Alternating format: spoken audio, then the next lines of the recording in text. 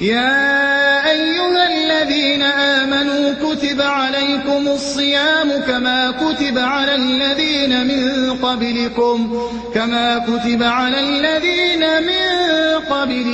لعلكم تتقون. ہمارے چینل کو سبسکرائب کیجیے اور بیل آئیکن کو دبانا نہ بھولیے تاکہ آپ کو نئی ویڈیو برابر ملتی رہیں. لائک اور شیئر کرنا نہ بھولیے.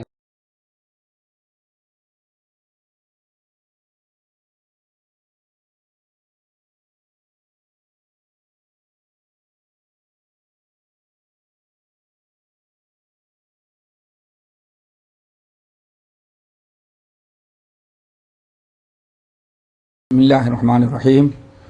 إن الحمد لله نحمده ونستعينه ونستغفره ونعوذ بالله من شرور أنفسنا ومن سيئات أعمالنا. من يهده الله فلا مضل له ومن يضلله فلا هادي له وأشهد أن لا إله إلا الله وأشهد أن محمدا عبده ورسوله. يا أيها الذين آمنوا اتقوا الله حق تقاته ولا تموتن إلا وأنتم مسلمون.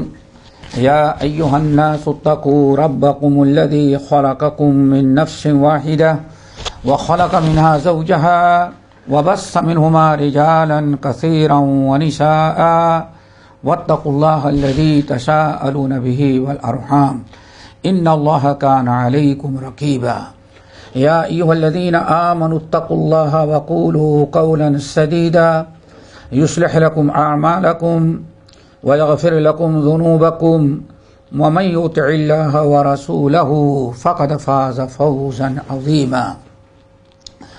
أما بعد فإن خير الحديث كتاب الله وخير الهدي هدي محمد صلى الله عليه وسلم وشر الأمور محدثاتها وكل محدثة بدعة وكل بدعة ضلالة وكل ضلالة في النار. فاعوذ بالله السميع العليم من الشيطان الرجيم. بسم الله الرحمن الرحيم. يا أيها الذين آمنوا كتب عليكم الصيام كما كتب على الذين من قبلكم لعلكم تتقون. محترم حضرات، یہ بڑی خوشی کا مقام موقع ہے کہ اللہ رب العالمین نے ہمیں اور آپ کو آج ماہ رمضان کے متعلق کچھ باتیں کہنے سننے کا موقع عطا کیا. آج اس مجلس میں انشاءاللہ کچھ روزے کے احکام اور آداب ہم بیان کریں گے. اللہ تعالیٰ سے دعا کرو کہ اللہ ہم سب کو عمل کی توفیق نصیب فرمائے. صحت اور عافیت کے ساتھ ماہ رمضان کا روزہ رکھنے کی جو ہمیں توفیق دے، اس کے سارے آداب اور احکام بجا لانے کے ساتھ. اور ساتھ میں یہ بھی ہم دعا کرتے ہیں کہ اللہ ماہ رمضان میں ہمیں جو روزہ رکھنے کی تو نے توفیق دیا، ہمیں قیام اور صیام اور بہت سارے نیک اعمال کی توفیق دی، اللہ تعالیٰ اس کو قبول فرما لے. ماہ رمضان کا روزہ ارکان خمسہ میں سے ایک رکن ہے. اسلام کے 5 ارکان ہیں، ان ارکان میں سے ایک رکن روزہ ہے. رسول اللہ صلی اللہ علیہ وسلم کی مشہور حدیث بنی الاسلام علی خمس شہادت ان لا الہ الا اللہ واقام الصلاۃ وایتاء الزکاۃ وصیام رمضان وحج البیت من استطاع الیہ سبیلا. اسلام کی 5 بنیاد ہیں، 5 ستون ہیں. ان میں سب سے پہلا ستون اور بنیاد اللہ رب العالمین نے فرمایا شہادت ان لا الہ الا اللہ وان محمد رسول اللہ. شہادتین کا اقرار ہے. شہادتین لا اشہد ان لا الہ الا اللہ ایک شہادت اور اشہد ان محمد رسول اللہ دوسری شہادت. یہ 2 شہادتیں ہیں، ان کا اعتراف اور اقرار کرنا. وإقام الصلاۃ نمبر 3 نماز قائم کرنا. نمبر 2 اقامت الصلاۃ. نمبر 3 ایتاء زکاۃ. نمبر 4 صیام رمضان. ماہ رمضان کا روزہ رکھنا. ماہ رمضان کا روزہ رکھنا، اور نمبر 5 وحج البیت من استطاع الیہ سبیلا، حج بیت اللہ جو اس کی استطاعت اور طاقت رکھتا ہو۔ تو روزہ ارکان خمسہ میں سے ایک رکن ہے۔ اللہ رب العالمین نے مدنی زندگی میں ہجرت کے بعد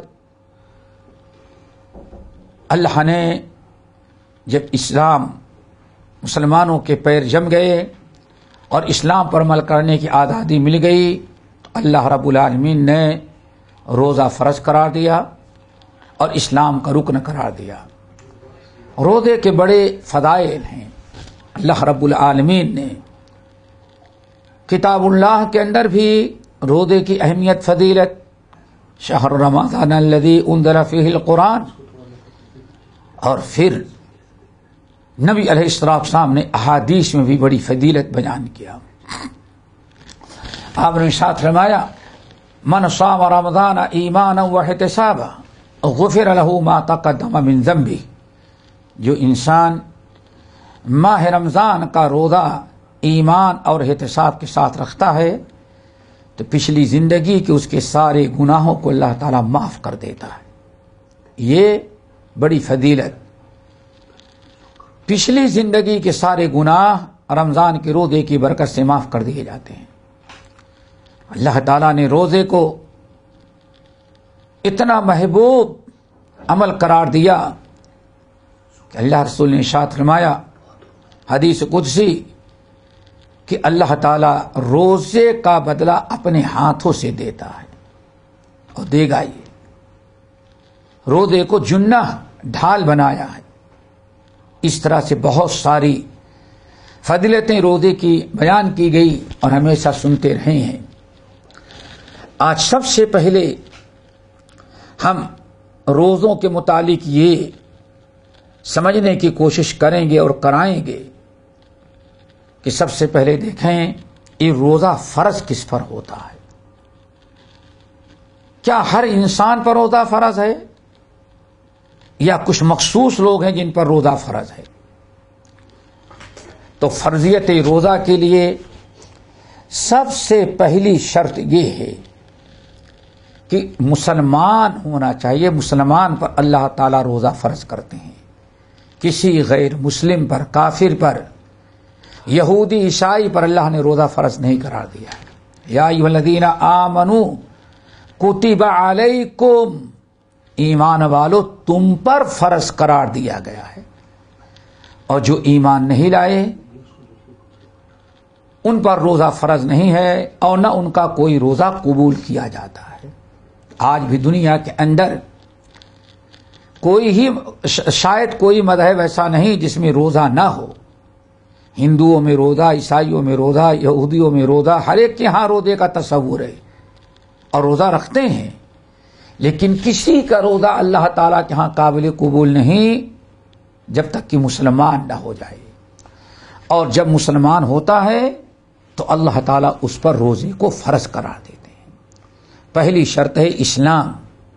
آدمی جب کلمہ پڑھ کر کے مسلمان ہو گیا، اسلام میں داخل ہو جاتا ہے، تب اس پر روزہ فرض ہوتا ہے۔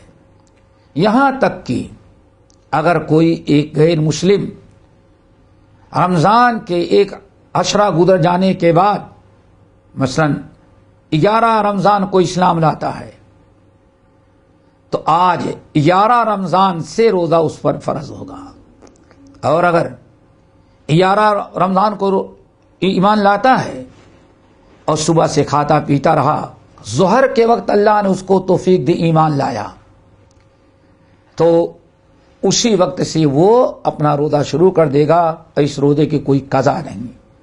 اور اسلام سے پہلے جو 10 رمضان گزر گئے ہیں اس کی قضا نہیں۔ کیوں؟ اس وقت وہ مسلمان تھا نہیں، جس دن مسلمان ہوگا اس دن سے اس کے اوپر روزہ فرض ہوتا ہے۔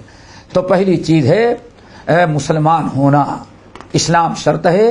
جب آدمی مسلمان ہوتا ہے تب اس کے اوپر روزہ فرض ہوتا ہے، مسلمان ہونا۔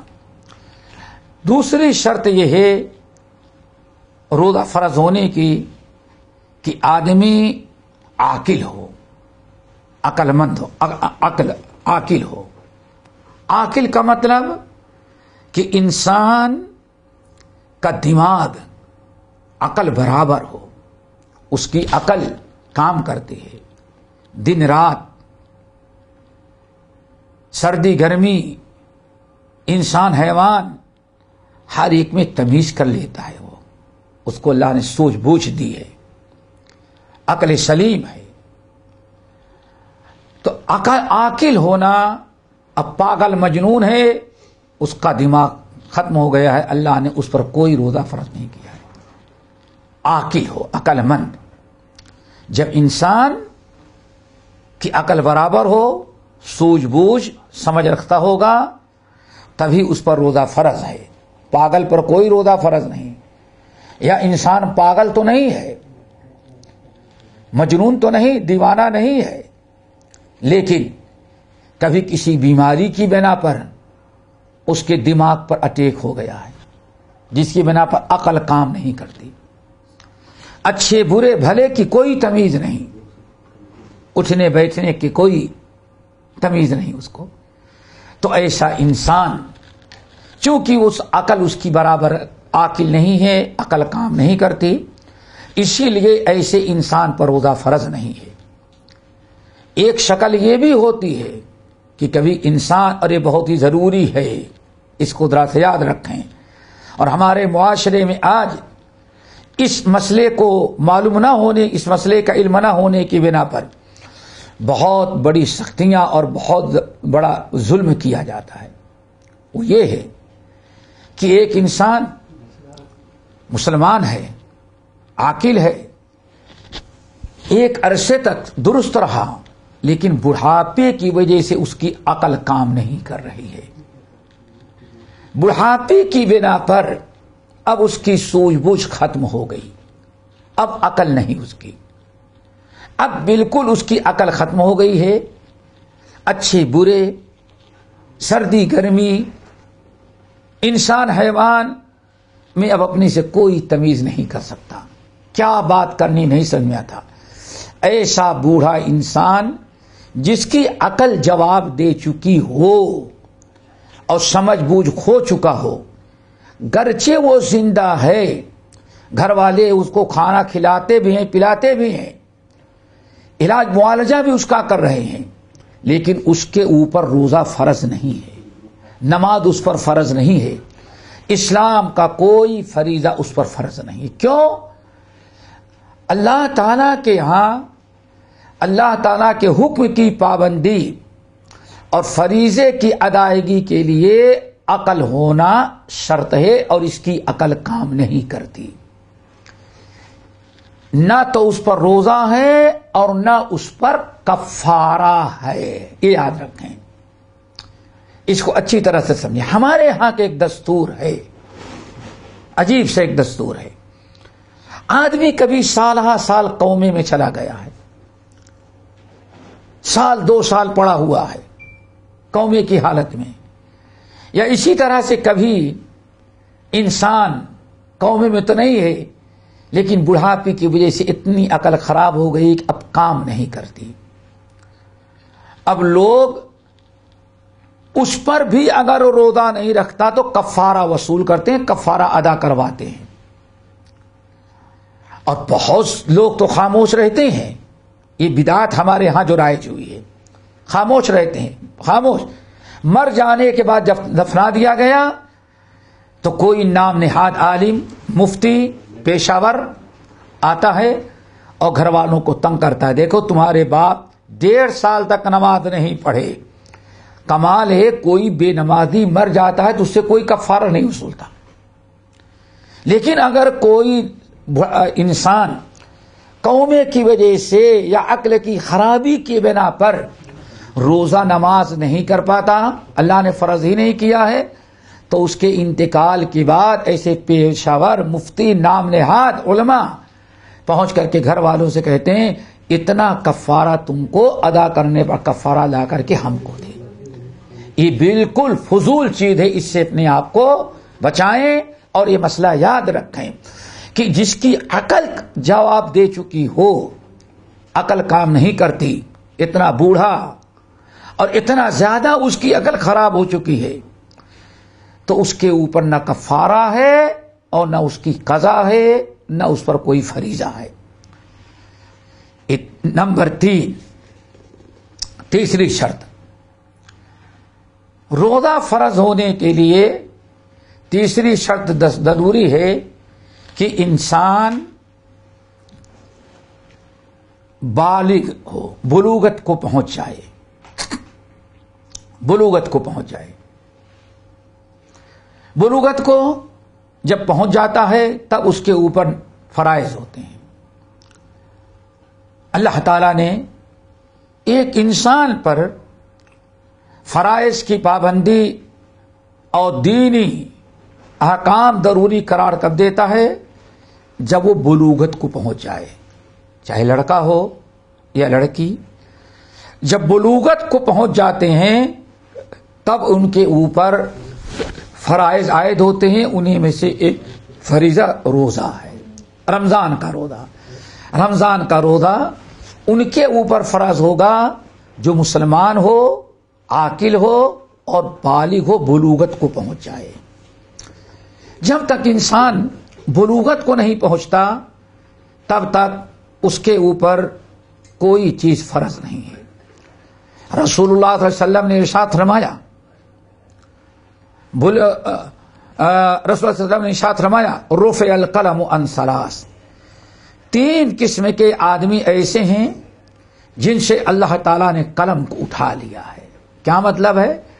وہ کچھ کرتے ہیں تو ان کا لکھا نہیں جاتا، ان کے نام اعمال میں گناہ، برائی، نیکی لکھی نہیں جاتی۔ یہ اللہ رب العالمین نے ایک فریضہ قانون پاس کیا ہے۔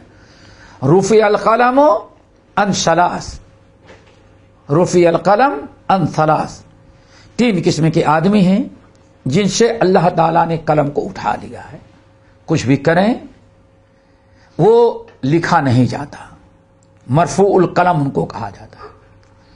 ان میں آپ نے ارشاد فرمایا، ان النائم، سونے والا، حتی یستیقظ، جب تک کہ بیدار نہ ہو جائے۔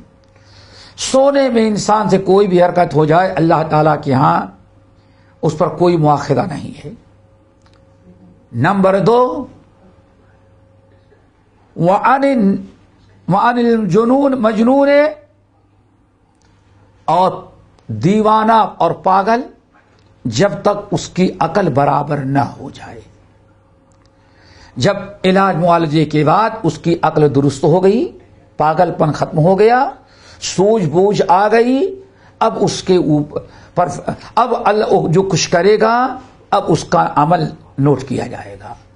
اب فریضہ نہیں ادا کرے گا تو گنہگار ہوگا، کوئی غلط کام کرے گا اللہ تعالیٰ کیا مجرم ہوگا۔ لیکن جب تک عقل برابر نہ ہو جائے اللہ نے قلم اٹھا رکھی۔ نمبر 3، وعن الصبی حتی یحتلم، بچہ اور بچی جب تک کہ بلوغت کو نہ پہنچ جائے۔ فرضیت کے لیے یہ بلوغت شرط ہے، لیکن سارے اسلامی احکام کی مشق اور عادت پڑھانے کے لیے نابالغ بچوں سے کرایا جائے گا، فرض تو نہیں ہے لیکن ان کی تربیت کے خاطر کیا جائے گا۔ مثلا صحیح بخاری کی روایت، صحابہ کرام کے یہاں دستور تھا کہ چھوٹے چھوٹے بچوں کو بھی روزہ رکھواتے تھے، فرض تو نہیں ہے لیکن عادت بنانے کے لیے روزہ رکھواتے تھے۔ شہر کے وقت بچے کو عورتیں دودھ پلا دیتی، کھانا کھلا دیتی اور اسی وقت سے ان کو چھوڑ دیتی تھی۔ اب دل میں جب بچہ روتا، بھوک لگتی تو کھلونا تیار کر رکھتی تھی اور وہ کھلونا پکڑا دیتی تاکہ بچہ کھلونے میں مشغول ہو جائے اور اس طرح سے روزہ اس کا پورا ہو جائے، عادت پڑھائی جائے گی۔ اسی لیے اہل علم، اتفاق اہل علم، اگر کوئی ماں باپ دیکھتے ہیں کہ بچہ روزہ تو رکھا لیکن بھوک سے بچہ بہت پریشان ہے، بہت ہی زیادہ تکلیف میں ہے، تو بچے کو یہ کہہ کر کے کھلا دے سکتے ہیں، روزہ تروا سکتے ہیں، چلو آج تمہارا روزہ آدھا دن کا ہے، کل تم نے آدھا رکھا تھا، آج تمہارا ایک روزہ ہو گیا۔ کہا جاتا ہے حسن رضی اللہ تعالیٰ عنہ کبھی کبھار، چونکہ نبی علیہ السلام نے حکم دیا مرو اولادکم بالصلاۃ، لوگوں اپنی اولاد کو نماز پڑھنے کا حکم دو جب تمہارے بچے 7 سال کے ہو جائیں۔ حالانکہ نماز فرض نہیں ہے، نماز نہیں فرض ہے، روزہ بھی نہیں فرض ہے، لیکن اللہ کی عادت بنانے کے لیے مرو اولادکم بالصلاۃ، اپنی اولاد کو نماز پڑھنے کا حکم دو جب تمہارے بچے وہم ابناء 7 سنین، جب تمہارے بچے 7 سال کے ہو جائیں۔ اور جب 7 سال کے تمہارے بچے ہو گئے، 8 9 10 وَاضْرِبُوهُمْ عَلَيْهَا وَهُمْ أَبْنَاءُ 10 سنین، اور جب 10 سال کے بچے ہو جائیں پھر بھی نماز کی پابندی نہ کریں تو ان کو ذرا سزا دو، ان کو مارو، تنبیہ کرو، تاکہ آئندہ بچے نماز چھوڑنے کی ہمت نہ کریں۔ نماز روزہ فرض تو نہیں ہے، لیکن تربیت کے لیے ان سے نماز بھی پڑھوائی جائے گی، تاکید کی جائے گی، روزہ بھی رکھوانے کی کوشش کی جائے گی، تاکہ بڑے ہونے کے بعد بلوغت کے پہلے ہی روزہ رکھنے کے عادی ہو جائیں، بلوغت کے بعد روزہ چھوڑنے کی نوبت نہ آئے، نماز ترک نہ کریں۔ حسن رضی اللہ تعالیٰ عنہ کے بارے میں آتا ہے، کبھی بچوں کو اونگ آ رہی ہے، بچے تھگے ہیں، اچھا چلو 2 ہی رکعت نماز پڑھو، وضو کرو، 2 ہی رکعت نماز پڑھو، سو جاؤ۔ لوگ کہتے ارے یہ کیا، حضرت حسن کہتے کہ اللہ کے بندے، اللہ نے فرض نہیں قرار دیا، کم سے کم وضو کرا، 2 ہی رکعت صحیح، عادت پڑھانے کے لیے نماز تو پڑھ رہا ہے۔ تو ہمیشہ یاد رکھو کہ بلوغت سے پہلے کم عمری ہی سے بچوں کو دینی احکام کی پابندی کرائی جائے گی، حرام چیز سے روکا جائے گا، غلط چیز سے روکا جائے گا، بد اخلاقی سے روکا جائے گا، نماز روزے کی تاکید کی جائے گی، قرآن پڑھنے کی تاکید کی جائے گی، تاکہ بچے بڑے ہونے کے پہلے عادی ہو جائیں۔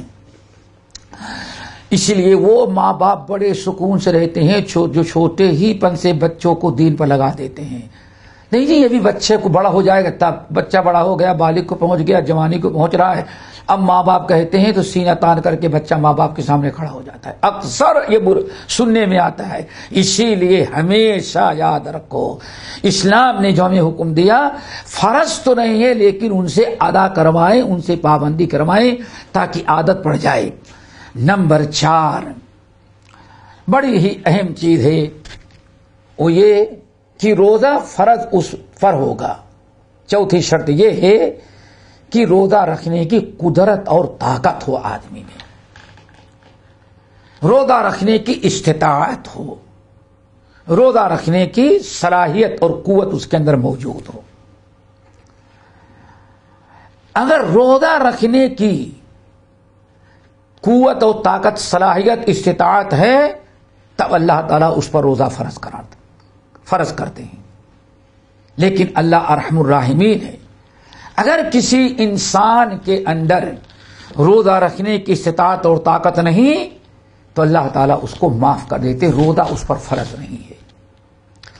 اب یہاں غور سے سننے اور سمجھنے کی ضرورت ہے کہ لوگوں کو جو استطاعت نہیں ہوتی، روزہ نہ رکھنے کی جو طاقت نہیں ہے ان کے اندر، جو عذر ہے، جس عذر کی بنا پر روزہ نہیں رکھ سکتے، وہ 2 قسم کے ہیں۔ ان دونوں چیزوں کو سمجھو۔ روزہ جن بیماریوں اور جس عذر کی بنا پر روزہ نہیں رکھ پا رہے ہیں، وہ 2 قسم کی ہیں۔ نمبر 1، ایسا عذر ہے، یعنی ایسی بیماری، ایسا مرض لاحق ہے کہ تجربے نے، ڈاکٹر نے اب بتا دیا کہ یہ مرض ختم ہونے والا نہیں، یہ زندگی بھر کا یہ مرض ہے۔ اور ایسی بہت ساری بیماریاں ہوتی ہیں، بہت ساری بیماریاں ہوتی ہیں۔ ایسی بیماریاں اور ایسا عذر جس سے شفا ملنے کی کوئی امید نہیں ہے، کوئی چانس نہیں شفا ملنے کی، تو ایسی بیماریاں اب وہ دو طرح کی ہوتی ہیں. ایک تو واقعی کسی بیماری کی بنا پر ہو، کسی مجبوری کی بنا پر ہو، کوئی بیماری ہے، بیماری ایسی ہے کہ بیماری جان چھوڑنے والی نہیں ہے، یہ زندگی بھر کی ہے، موت تک لگی ہوئی ہے اور روزہ رکھنے کی طاقت بھی نہیں ہے. ایک شکل دیں. دوسری شکل یہ ہے کہ کبھی انسان لمبی عمر ہونے کی وجہ سے بڑھاپے میں اب ایسی کمزوری، بڑھاپے کی وجہ سے ایسی کمزوری، ایسی ناصبری انسان میں پیدا ہو جاتی ہے جو بھوک اور پیاس برداشت نہیں کر سکتا. ہوتا ہے ایسے، بڑھاپے کی وجہ سے ساری چیزیں کمزور ہو گئی ہیں. بچوں جیسے بھوک لگتی ہے، بچوں جیسی عقل بنتی جا رہی ہے، وہ انسان اب بھوک پیاس برداشت نہیں کر سکتا. تو یہ ایک شکل یہ ہے. یہ دو شکلیں یہاں بتائی، ایک بیماری اور دوسرا کبر سنی، بڑھاپا. اگر ان دونوں کی وجہ سے آدمی روزہ نہیں رکھ پا رہا اور بہت ہی زیادہ کمزور ہے اور اس بیماری کے اب شفا کی، اب صحت کی بھی امید نہیں ہے، تو ایسی بیماری میں مبتلا انسان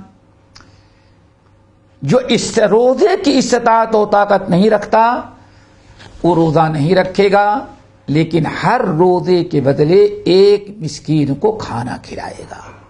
یہ ہے، ہر روزے کے بدلے مسکین کو کھانا کھلائے گا. رب العالمین نے قرآن پاک وعلی الذین یطیقونہ فدیۃ طعام مسکین میں اور نبی علیہ السلام نے حدیث میں اس کا حکم یہ بیان بتایا ہے. ایسا عذر جو کبھی ختم ہونے والا نہیں، اور ایسی بیماری ایسا عذر ہے جس میں بھوک پیاس برداشت نہیں کر سکتا. انسان ہر روزے کے بدلے ایک مسکین کو کھانا کھلائے گا. اور کھانا کھلانے کا دو طریقہ ہے. ایک تو یہ ہے کہ آپ جیسے اپنے گھر میں کھانا پکتا ہے سب کے لیے، ایک روزے دار کو روزانہ بلا کر کے کھلا دیا کریں. آپ کے گھر میں بیٹھ کر کے اپنے ساتھ یا اپنے گھر میں کہیں جیسے بھی آسانی ہو، آپ کے گھر میں جو کھانا پکا ہوا ہے اسی سے ایک آدمی کو، ایک روزے دار کو، بے ایمان کو نہیں، روزے دار کو آپ کھلا دیں، اور اس حاجت مند کو ہر روزے کے بدلے ایک کفارہ آپ کا ادا ہو جائے گا. اور دوسری شکل یہ ہے کہ آپ کھانا نہ دیں، راشن اس کو دے دیں.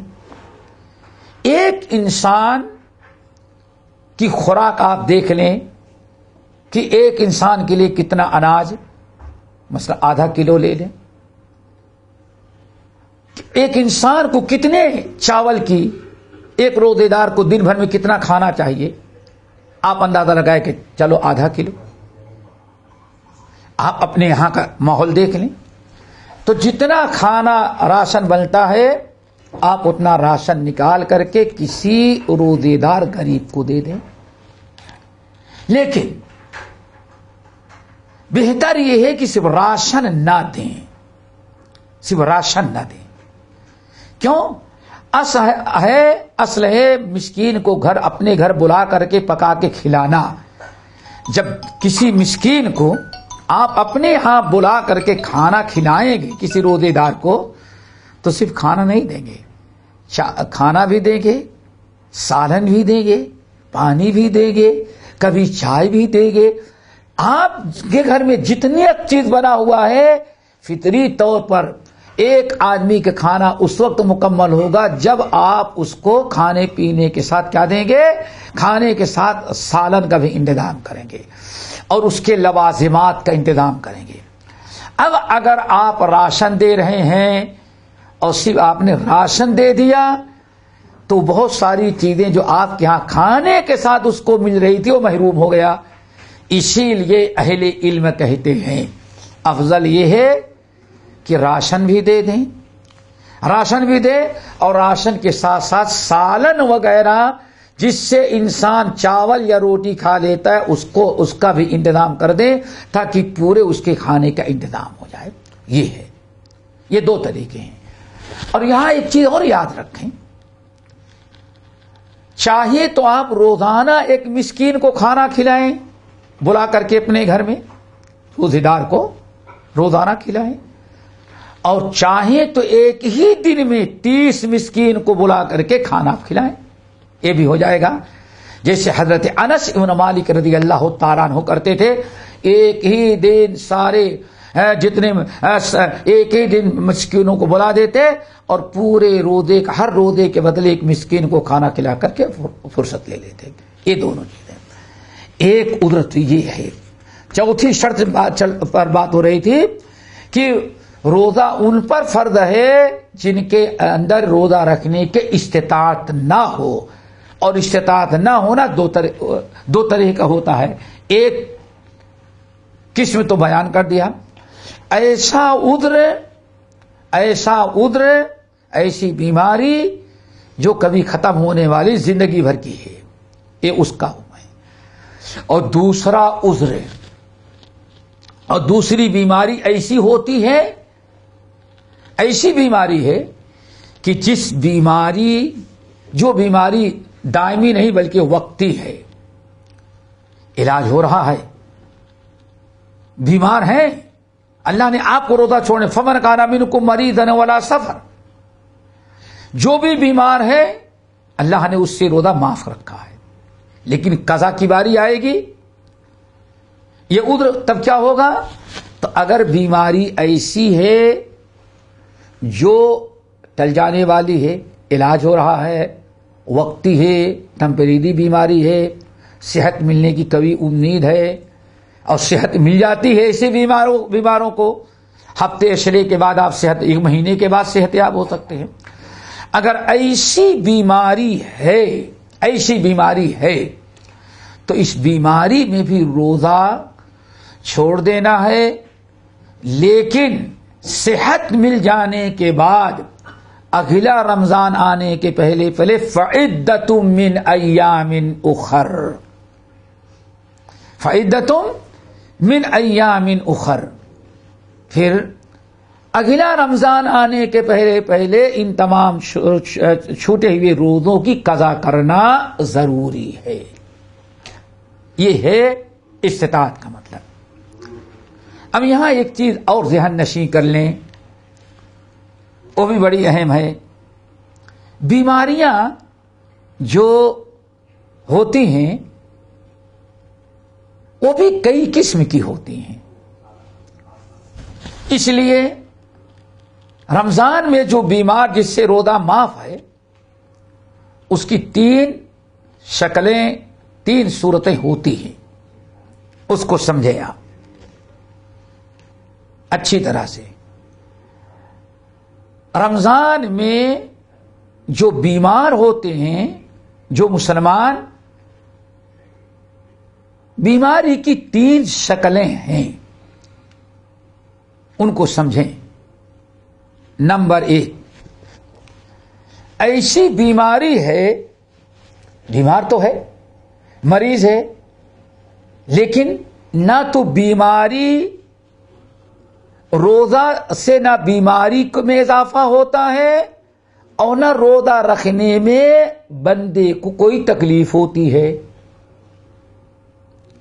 سمجھے پہلے یہ روزے کا مسئلہ ہے، فرضیت کا.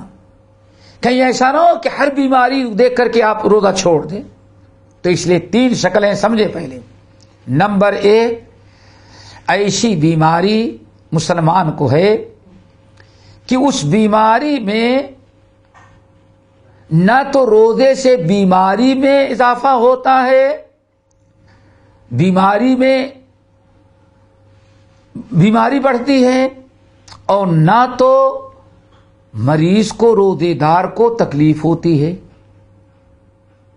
ایسے مریض پر روزہ رکھنا واجب ہے۔ ایسی بیماری میں انسان دنیا کے سارے کام کر رہا ہے لیکن بیماری ہے۔ آج اس زمانے میں دیکھ لیں، انسان سارا کام کر رہا ہے اور پاکٹ جو ہے دوائیوں سے بھرا پڑا ہے، کھاتا ہے، پیتا ہے، ڈیوٹی پہ جاتا ہے، آفس میں جاتا ہے، سب کچھ کرتا ہے، کوئی چیز نہیں چھوڑتا، لیکن بیمار ہے، گولیاں جو ہے نکال کے کھاتا ہے، انجیکشن لگاتا جا رہا ہے۔ لیکن روزہ جب رمضان کا آیا، جب روزہ رکھتا ہے تو نہ بیماری میں کوئی اضافہ ہوتا ہے، فرق پڑتا ہے، اور نہ تو روزہ رکھنے میں اس کو کوئی تکلیف ہوتی ہے۔ جیسے دنیا کا سارا کام بیماری میں چل رہا ہے، ایسے ہی روزہ بھی رکھنا چاہے تو کوئی اس کو تکلیف نہیں ہوتی۔ تو ایسے بیمار سے روزہ معاف نہیں، اس کو روزہ رکھنا ہی رکھنا ہے۔ کیوں؟ بیمار ایسا نہیں کہ ہاں روزہ رکھے گا تو بیماری اور بڑھ جائے گی اور تکلیف ہوگی، نہیں، بیماری اپنی حالت پر رہے گی۔ بلکہ کبھی ایسا بھی ہو سکتا ہے کہ روزہ اس کی بیماری کے لیے زیادہ بیماری میں آرام ملتا ہو روزے سے، ایسی بیماریاں ہوتی ہیں۔ تو 3 شکلیں ہیں۔ پہلی شکل یہ ہے، آدمی نہ روزہ بیماری کو بڑھاتا ہے، بیماری زیادہ ہوتی ہے، اور نہ بیمار کو روزے سے کوئی تکلیف ہوتی ہے، نارمل زندگی گزرتی ہے۔ تو ایسے انسان کو بیماری کا بہانہ کر کے روزہ نہیں چھوڑنا چاہیے، اس کے اوپر روزہ رکھنا فرض ہے۔ دوسری شکل یہ ہے کہ اس پر روزہ رکھنا تو تھوڑا سا شاق گزرتا ہے، روزہ رکھنا شاق گزرتا، تکلیف ہوتی ہے تھوڑی سی، لیکن بیماری پر کوئی فرق نہیں آتا۔ بیماری اپنی جگہ، روزہ رکھے تب بھی وہ اتنی ہی بیماری، اور روزہ چھوڑ دے جب بھی ویسی ہی بیماری۔ لیکن روزہ رکھنے میں بندے کو کچھ تکلیف ہوتی ہے،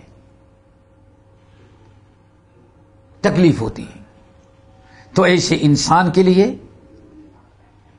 اگر تکلیف ہوتی ہے تو اللہ رب العالمین نے اس سے روزہ معاف رکھا ہے، وہ روزہ افطار کر دے۔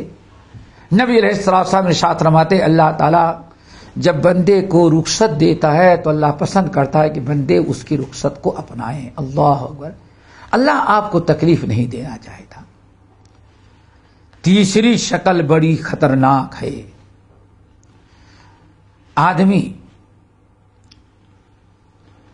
تیسری شکل یہ کہ آدمی پر روزہ بھی شاق گزرتا ہے اور بیماری بھی بڑھتی ہے، دونوں نقصان ہے۔ جب روزہ رکھتا ہے تو روزے دار آدمی کو، مومن کو بھی تکلیف ہوتی ہے، درد، پریشانی بڑھ جاتی ہے مومن کی۔ ممکن ہے ایسی بیماری ہو کہ کھانا نہ ملے، تکلیف بڑھ جائے، یہ ہے آدمی کو تکلیف ہوتی ہے۔ نمبر 2، بیماری کو بھی نقصان پہنچاتا ہے، بیماری کو بھی بھوک پیاس بیماری کو بھی بڑھا دیتی ہے۔ دونوں چیزیں ہیں، روزے دار کو بھی تکلیف اور مصیبت، پریشانی، اور بیماری بھی بڑھتی جاتی ہے۔ تو ایسی حالت میں بے اتفاق علماء اس کے لیے روزہ رکھنا جائز نہیں، روزہ چھوڑنا ضروری ہے۔ بلکہ بعض اہل علم نے روزہ اس پر حرام قرار دیا ہے۔ کیوں؟ صحت اور جان کی حفاظت نہیں کر رہا ہے۔ اللہ رب العالمین نے جب ہمیں حکم دیا فَمَنْ كَانَ مِنْكُمْ مَرِيضًا وَعَلَىٰ سَفَرٍ فَعِدَّةٌ مِّنْ أَيَّامٍ أُخَرَ، اللہ تعالیٰ نے تمہیں رخصت دیا ہے تو اس رخصت کو قبول کریں۔ یہ 3 شکلیں ہیں۔ لیکن ایسا بیمار جو بعد میں شفا پا جاتا ہے، ایسی بیماری ہے، تو اگلا رمضان آنے کے پہلے پہلے اسے اپنے روزوں کی قضا کر لینا ضروری ہے۔ نمبر 5، روزہ فرض ہونے کی 5ویں شرط کہ جب روزہ اس انسان پر فرض ہوگا جس کے اندر یہ 5ویں شرط پائی جائے فرضیت کے لیے، وہ کیا ہے؟ اقامہ۔ اقامہ کا مطلب یہ سفر کا اپوزٹ ہے، یعنی آدمی مسافر نہ ہو، مقیم ہو، اپنے گھر، اپنی رہائش، اپنے وطن، اپنے ٹھکانے پر وہاں مقیم بن چکا ہے انسان۔ روزہ فرض ہونے کے لیے مقیم ہونا، اقامت جو ہے شرط ہے۔ اور اگر انسان مقیم نہیں ہے، سفر میں ہے، تو اللہ نے سفر کی وجہ سے اس پر روزہ فرض نہیں قرار دیا ہے۔ اس کے لیے کیا ضروری ہے کہ جتنے روزے سفر کی وجہ سے اس کے چھوٹے ہیں، اگلا رمضان آنے کے پہلے پہلے اتنے روزوں کی قضا کر لے۔ کوئی کفارہ نہیں، کوئی گناہ نہیں، یہ اللہ رب العالمین کا فضل و کرم ہے۔ فمن کان منکم مریضا او علی سفر فعدۃ من ایام اخر۔ تم یہ جو انسان بیمار ہو رمضان میں یا سفر میں کہیں ہے تو روزہ چھوڑ دے بشرطے کی بعد میں لیکن بعد میں اگلے رمضان کے پہلے پہلے اس روزے کی قضا کرنا ضروری ہے۔ یہ روزہ چھوڑنا جائز ہے، رخصت ہے، لیکن اگر انسان سفر میں ہے تو وہ روزہ رکھتا ہے تو اس کی 2 شکلیں ہیں، ان کو سمجھنے کی کوشش کریں۔ نمبر 1، انسان سفر میں ہے اور روزہ رکھنا چاہتا ہے تو اپنے حالات کو دیکھے۔ اگر روزہ رکھنے میں اس کو کوئی مشقت نہیں ہے، آسانی ہے، آسان سے روزہ رکھ سکتا ہے، تو اہل علم کہتے ہیں اس کے لیے اس مسافر کے لیے روزہ رکھنا افضل ہے، وہ روزہ رکھ لے۔ کیوں؟ بعد میں قضا کرے گا، ادا تو ہو جائے گا، لیکن رمضان کے مہینے کی جو برکت ہے، ابھی جو رمضان میں روزے کے جو خیرات، برکات اور فضائل ہیں، رمضان کے مہینے کے تو رمضان کا مہینہ تو نہیں، جو بھی رکھے غیر رمضان میں رکھے گا۔ اسی لیے ایسا انسان چاہیے کہ وہ روزہ رکھ لے۔ ایک تو رمضان کی برکت، نمبر 2 انسان بری الذمہ ہو جائے گا، روزہ رکھ لے گا، روزہ اس کا مکمل ہو جائے گا۔ لیکن اگر روزہ رکھنے میں مشقت ہو رہی ہے، تکلیف ہے، گرچہ قابل برداشت ہے، کوئی بہت بڑی مشقت نہیں ہے، تو ایسے انسان کو اگر روزہ چھوڑ دے، اللہ کی رخصت کو قبول کر لے تو افضل ہے۔ کیوں؟ نبی علیہ السلام نے ارشاد فرمایا، جو انسان اللہ کی رخصت کو قبول کرتا ہے، اللہ اس سے خوش ہوتا ہے، اس کو پسند کرتا ہے۔ اگر تکلیف ہے تو تکلیف کے ساتھ روزہ کیوں رکھتے ہو؟ حرام نہیں رکھ سکتے ہیں، لیکن بہتر ہے چھوڑ دینا۔ اگر رکھ لیں گے اور سوچتے ہیں کہ نہیں کون رکھے گا، بعد میں تکلیف، تو کوئی حرج نہیں۔ آپ روزہ قابل برداشت بیماری ہے، آپ روزہ رکھتے ہیں، طاقت ہے تو آپ روزہ رکھ لیں۔ نبی علیہ الصلاۃ والسلام جب فتح مکہ کے موقع پر، صحیح مسلم کی حدیث، سفر میں تھے تو کچھ لوگوں نے روزہ رکھا اور کچھ لوگوں نے روزہ چھوڑ دیا۔ کچھ لوگوں کو تکلیف ہوئی روزہ رکھنے میں، نبی علیہ السلام کو اطلاع دی گئی کہ فلاں فلاں لوگ بڑے پریشان ہو گئے ہیں، بہت مشکل میں گھرے ہوئے ہیں. کیوں؟ چونکہ وہ روزے سے ہیں اور روزہ چھوڑنے کے لیے تیار ہیں. اللہ کے رسول نے اعلان کیا کہ بھائیو روزہ رکھنے میں تکلیفیں چھوڑ دو، روزہ چھوڑ دو، روزہ چھوڑ دو، اپنا روزہ ختم کر دو، توڑ دو، کھاؤ پیو، تکلیف کے ساتھ کیوں روزہ رکھتے ہو؟ اللہ نے رخصت دیا ہے. اکثر لوگوں نے تو روزہ توڑ دیا، لیکن کچھ لوگ اپنی ضد پر اڑے رہے. تکلیف ہے، پریشان ہیں، لیکن انہوں نے روزہ نہیں چھوڑا، ختم نہیں ہے، کھایا پینا، روزہ باقی رکھا اور تکلیف بڑھتی گئی. نبی علیہ السلام کو اطلاع ملی، لوگوں بتایا یا رسول اللہ وہ دیکھو فلاں آدمی پریشان، چل نہیں پا رہا، بیٹھا ہے، اور پریشان لوگ پانی ڈال رہے ہیں اس پر جو روزے سے ہے. اللہ سبحانہ میں نے روزہ توڑنے کا حکم دے دیا لیکن لوگوں نے نہیں توڑا بھی.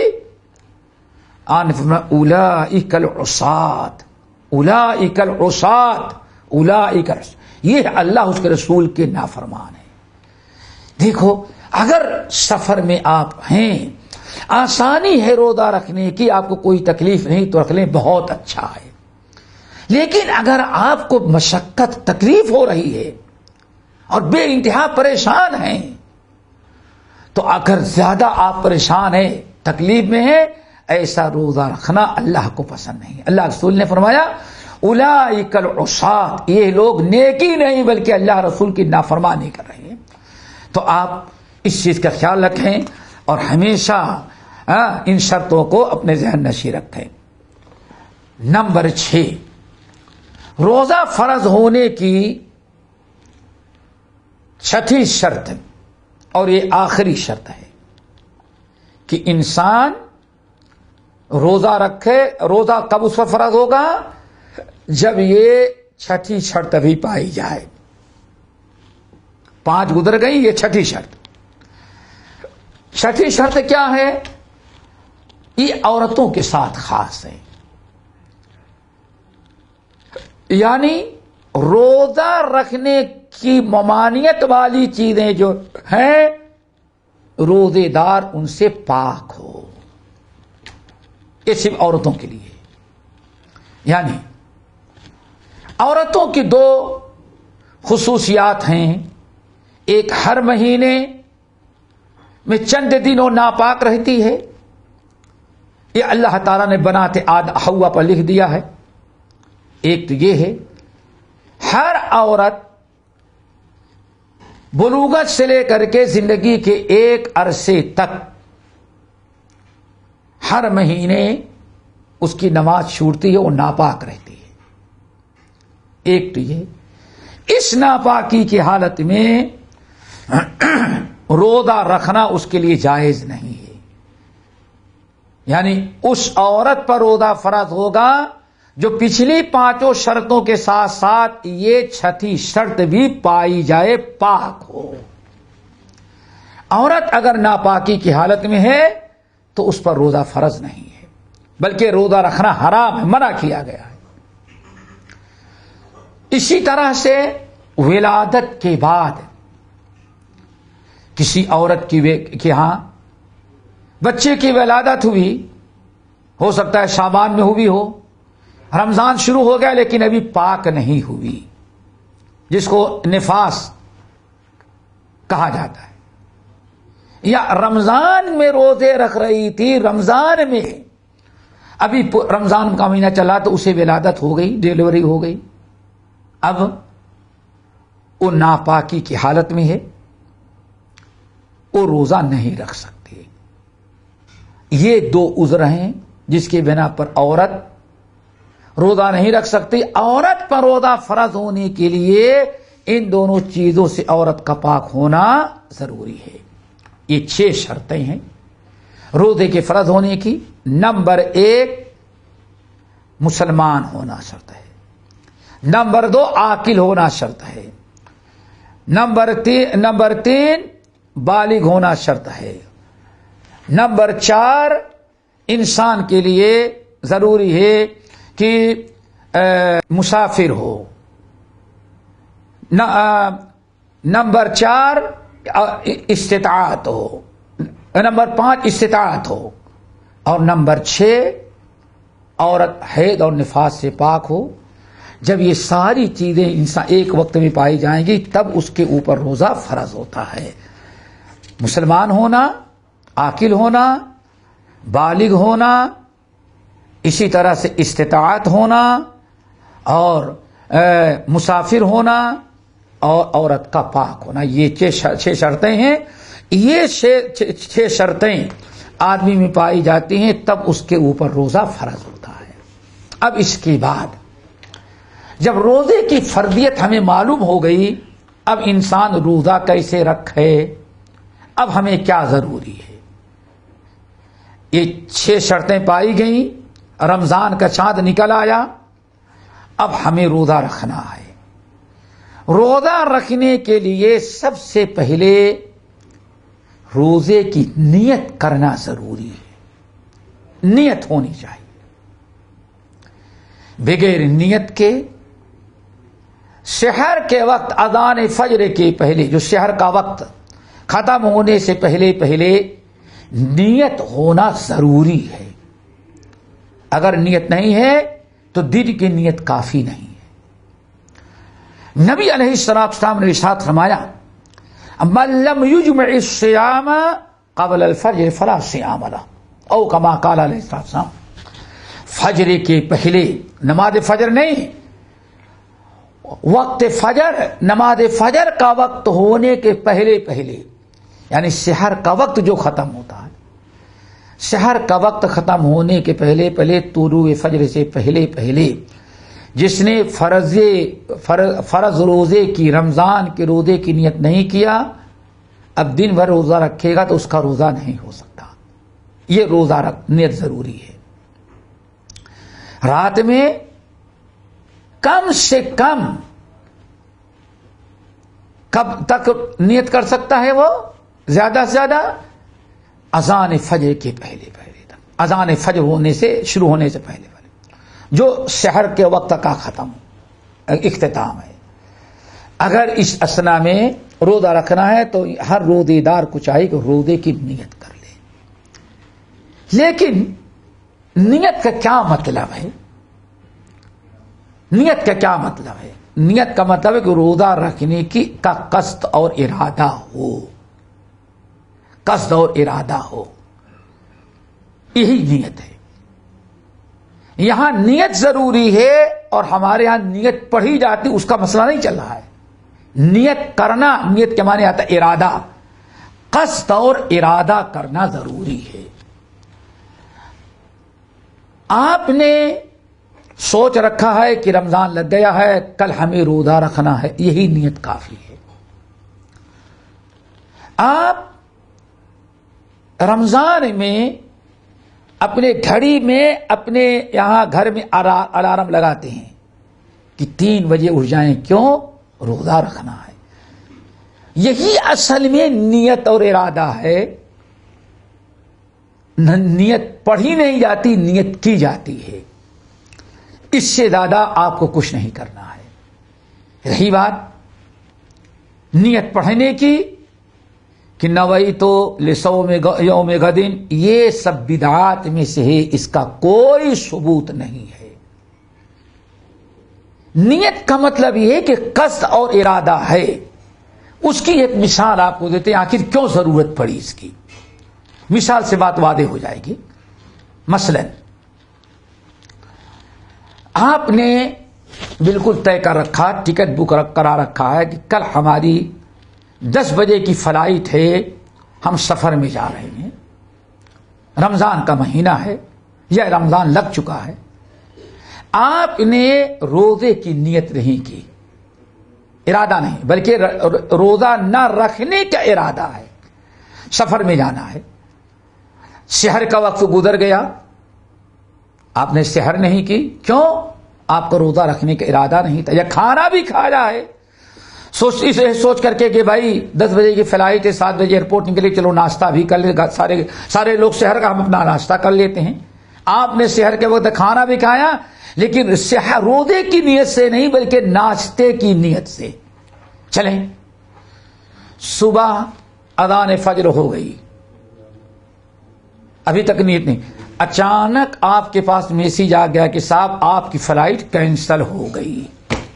یہ ہے نیت کا مطلب. اس طرح سے بھی اب میسج آ گیا کہ بھائی فلائٹ آپ کی کینسل ہو گئی اور اب نیت اور ارادہ کرنے کا ٹائم ختم ہو گیا. نیت کرنے کا روزہ کی جو نیت ضروری تھی قصد اور ارادہ وہ طلوع فجر اذان سحر کا وقت ختم ہونے سے پہلے پہلے کا تھا. جب نیت اور روزہ رکھنے کے قصد اور نیت کا وقت تھا اس وقت آپ کی نیت تھی سفر کرنے کی روزہ نہ رکھنے کی. لیکن آپ نے نماز فجر پڑھ لیا اور میسج کھول کر کے پڑھا تو پتا چلا کہ بھائی آج تو سفر نہیں کر سکتے. کیوں؟ فلائٹ کینسل ہو گئی. اب آپ سوچیں چلو کھانا بھی تو کھائے ہیں چلو روزہ رکھ لیتے. اب آپ کا روزہ نہیں ہوگا. کیوں؟ آپ نے روزے کی نیت نہیں کی تھی. روزے کی نیت کر رہے ہیں جب روزے کا 1 گھنٹہ گزر گیا ہے ٹائم تک. ممکن ہے کہ 4 بجے سحر ختم ہوتی ہے اور آپ 6 بجے یا 5 بجے آپ کو پتا چلا فلائٹ کینسل ہے اس لیے سوچتے ہیں چلو روزہ رکھ لیں. نہیں، اب آپ کی نیت کی ضرورت ہے. اب آپ روزہ رکھیں گے تو روزہ نہیں ہو سکتا. کیوں؟ گرچہ اللہ تعالیٰ کے ہاں گنہگار نہیں ہوں گے. کیوں؟ سفر کی حالت میں روزہ افطار کرنے کی، روزہ چھوڑنے کی اللہ تعالیٰ نے اجازت دی ہے اور آپ نے اللہ تعالیٰ کی رخصت کو قبول کیا. سفر کا ارادہ بھی تھا اسی لیے ہمیشہ روزہ رکھتے ہیں. آج روزہ نہیں رکھا، آپ نے نیت نہیں کی، گنہگار نہیں ہوں گے. لیکن اس روزے کی قضا آپ کو کرنی پڑے گی. کیوں؟ یہ روزہ آپ کا نہیں ہوا. کیوں نہیں ہوا؟ انما الاعمال بالنیات لا عمل الا بنیت. آپ نے فرمایا کوئی بھی عمل اللہ تعالیٰ کے ہاں قبول نہیں جب تک کہ نیت نہ ہو. یہ نیت کا مطلب ہے ارادہ کرنا، قصد کرنا. اب رہی بات پورے مہینے بھر کے روزہ رکھنے کے ارادہ ہے. آپ صحت کی تیاری کیے ہیں، الارم لگا رہے ہیں، روزہ رکھنے کا پکا ارادہ ہے. لیکن اب اٹھتے ہیں سحر کرنے کے لیے تو کہتے ہیں ہم نیت کرتے ہیں. یہ بدعت پر عمل کرنے کی ہماری عادت خراب کر دی ہے علماء سو نے. نماز پڑھنا ہو تب 5 منٹ تک نیت پڑھتے رہو، ایک بدعت یہ. اور دوسری بدعت جب روزہ رکھنا ہو تو ہم نیت کرتے ہیں کل کے روزہ رکھنے کی. اللہ کے بندے اس نیت کا کوئی اعتبار نہیں. پڑھنا بھی بدعت فضول ہے. من احدث فی امرنا ھذا ما لیس منہ فہو رد. افضل بھی نہیں، مستحب نہیں، بلکہ بدعت ہے. گناہ پاؤ گے، گناہ کا کام کرتے ہو، دین میں ایک نئی چیز ایجاد کر رہے ہو. اسی لیے صحابہ کرام کبھی کبھار مارتے تھے لوگوں کو. دوستو نیت کا مطلب بغیر نیت کے روزہ درست نہیں. نیت کا مطلب ہوتا ارادہ کرنا. نیت کا مطلب پڑھنا نہیں ہوتا. پڑھنا نہیں ہوتا بلکہ بعض اہل علم نے نقل کیا کہ 700 سال تک زبان سے نیت کرنے کا کوئی تصور مسلمانوں کے ہاں تھا ہی نہیں. 700 سال تک نیت کرنے کا کوئی تصور نہیں تھا. 700 سال کے بعد بعض بزرگوں نے کہا ایسا کرو ظاہر باطن ایک ہو جائے، اس لیے چلو نیت پڑھنے لگو. اب نیت پڑھنے کا سلسلہ شروع ہوا. نیت پڑھی نہیں جاتی تھی، نیت کی جاتی تھی. نیت کرنا اور نیت کا مطلب ارادہ. آپ نے سوچ رکھا ہے، نیت ہے، ارادہ ہے، قصد ہے، وہی نیت ہے. اس لیے اس مسئلے کو خیال رکھیں، یاد رکھیں کہ بغیر نیت کے روزہ نہیں. اور اللہ کے رسول نے کیا فرمایا؟ من لم یجمع الصیام قبل الفجر فلا صیام لہ. جو انسان فجر کے پہلے یعنی نماز فجر کا وقت ہونے سے پہلے اپنے دل میں روزے کا قصد اور ارادہ نہیں کیا، بعد میں فجر کے بعد کیا تو اس کا روزہ نہیں. فلا صیام لہ، اس کا روزہ نہیں ہوتا. یہ تو نیت کا ہے. نیت کے بعد تیسری چیز جو ہمارے لیے بڑی اہم ضروری ہے، نیت تو ہے، اب روزہ رکھنے کے لیے سحر کرنا. سحر کے وقت رات کو فجر سے پہلے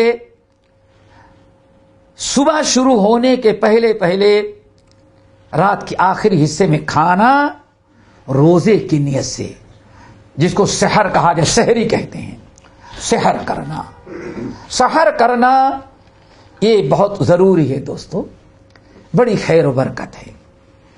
سحر جس کو ہم لوگ سحری یا سحور کہتے ہو، 3 بڑی وجہ ہے جس کی وجہ سے یہ عمل کرنا ضروری ہے دوستو۔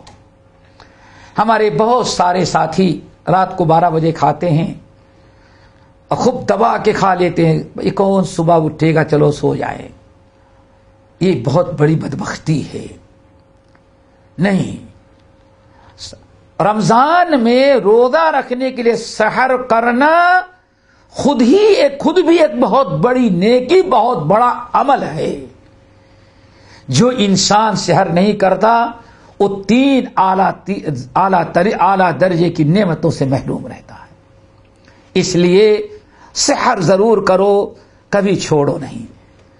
نبی علیہ الصلوۃ والسلام نے حکم دیا، فرمایا من اراد ان یصوم فلیتسحر بشیء، تم میں سے جو روزہ رکھنا چاہتا ہے اسے چاہیے تھوڑا ہی صحیح لیکن سحر ضرور کرے۔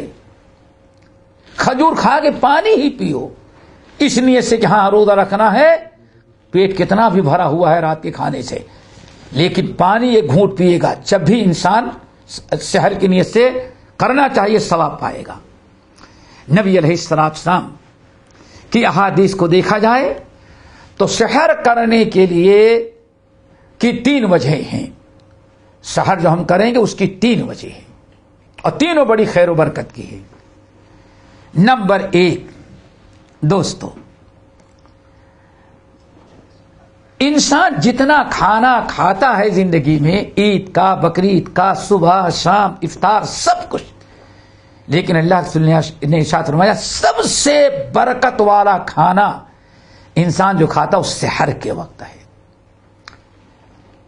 سحر کے وقت آپ اٹھیں، سحر کے وقت اٹھیں اور اٹھنے کے بعد آپ سحر کے وقت سحر کی نیت سے جو کھائیں گے، ایک ایک لقمہ دنیا کے سارے کھانوں سے بابرکت کھانا آپ کے پیٹ میں جا رہا ہے۔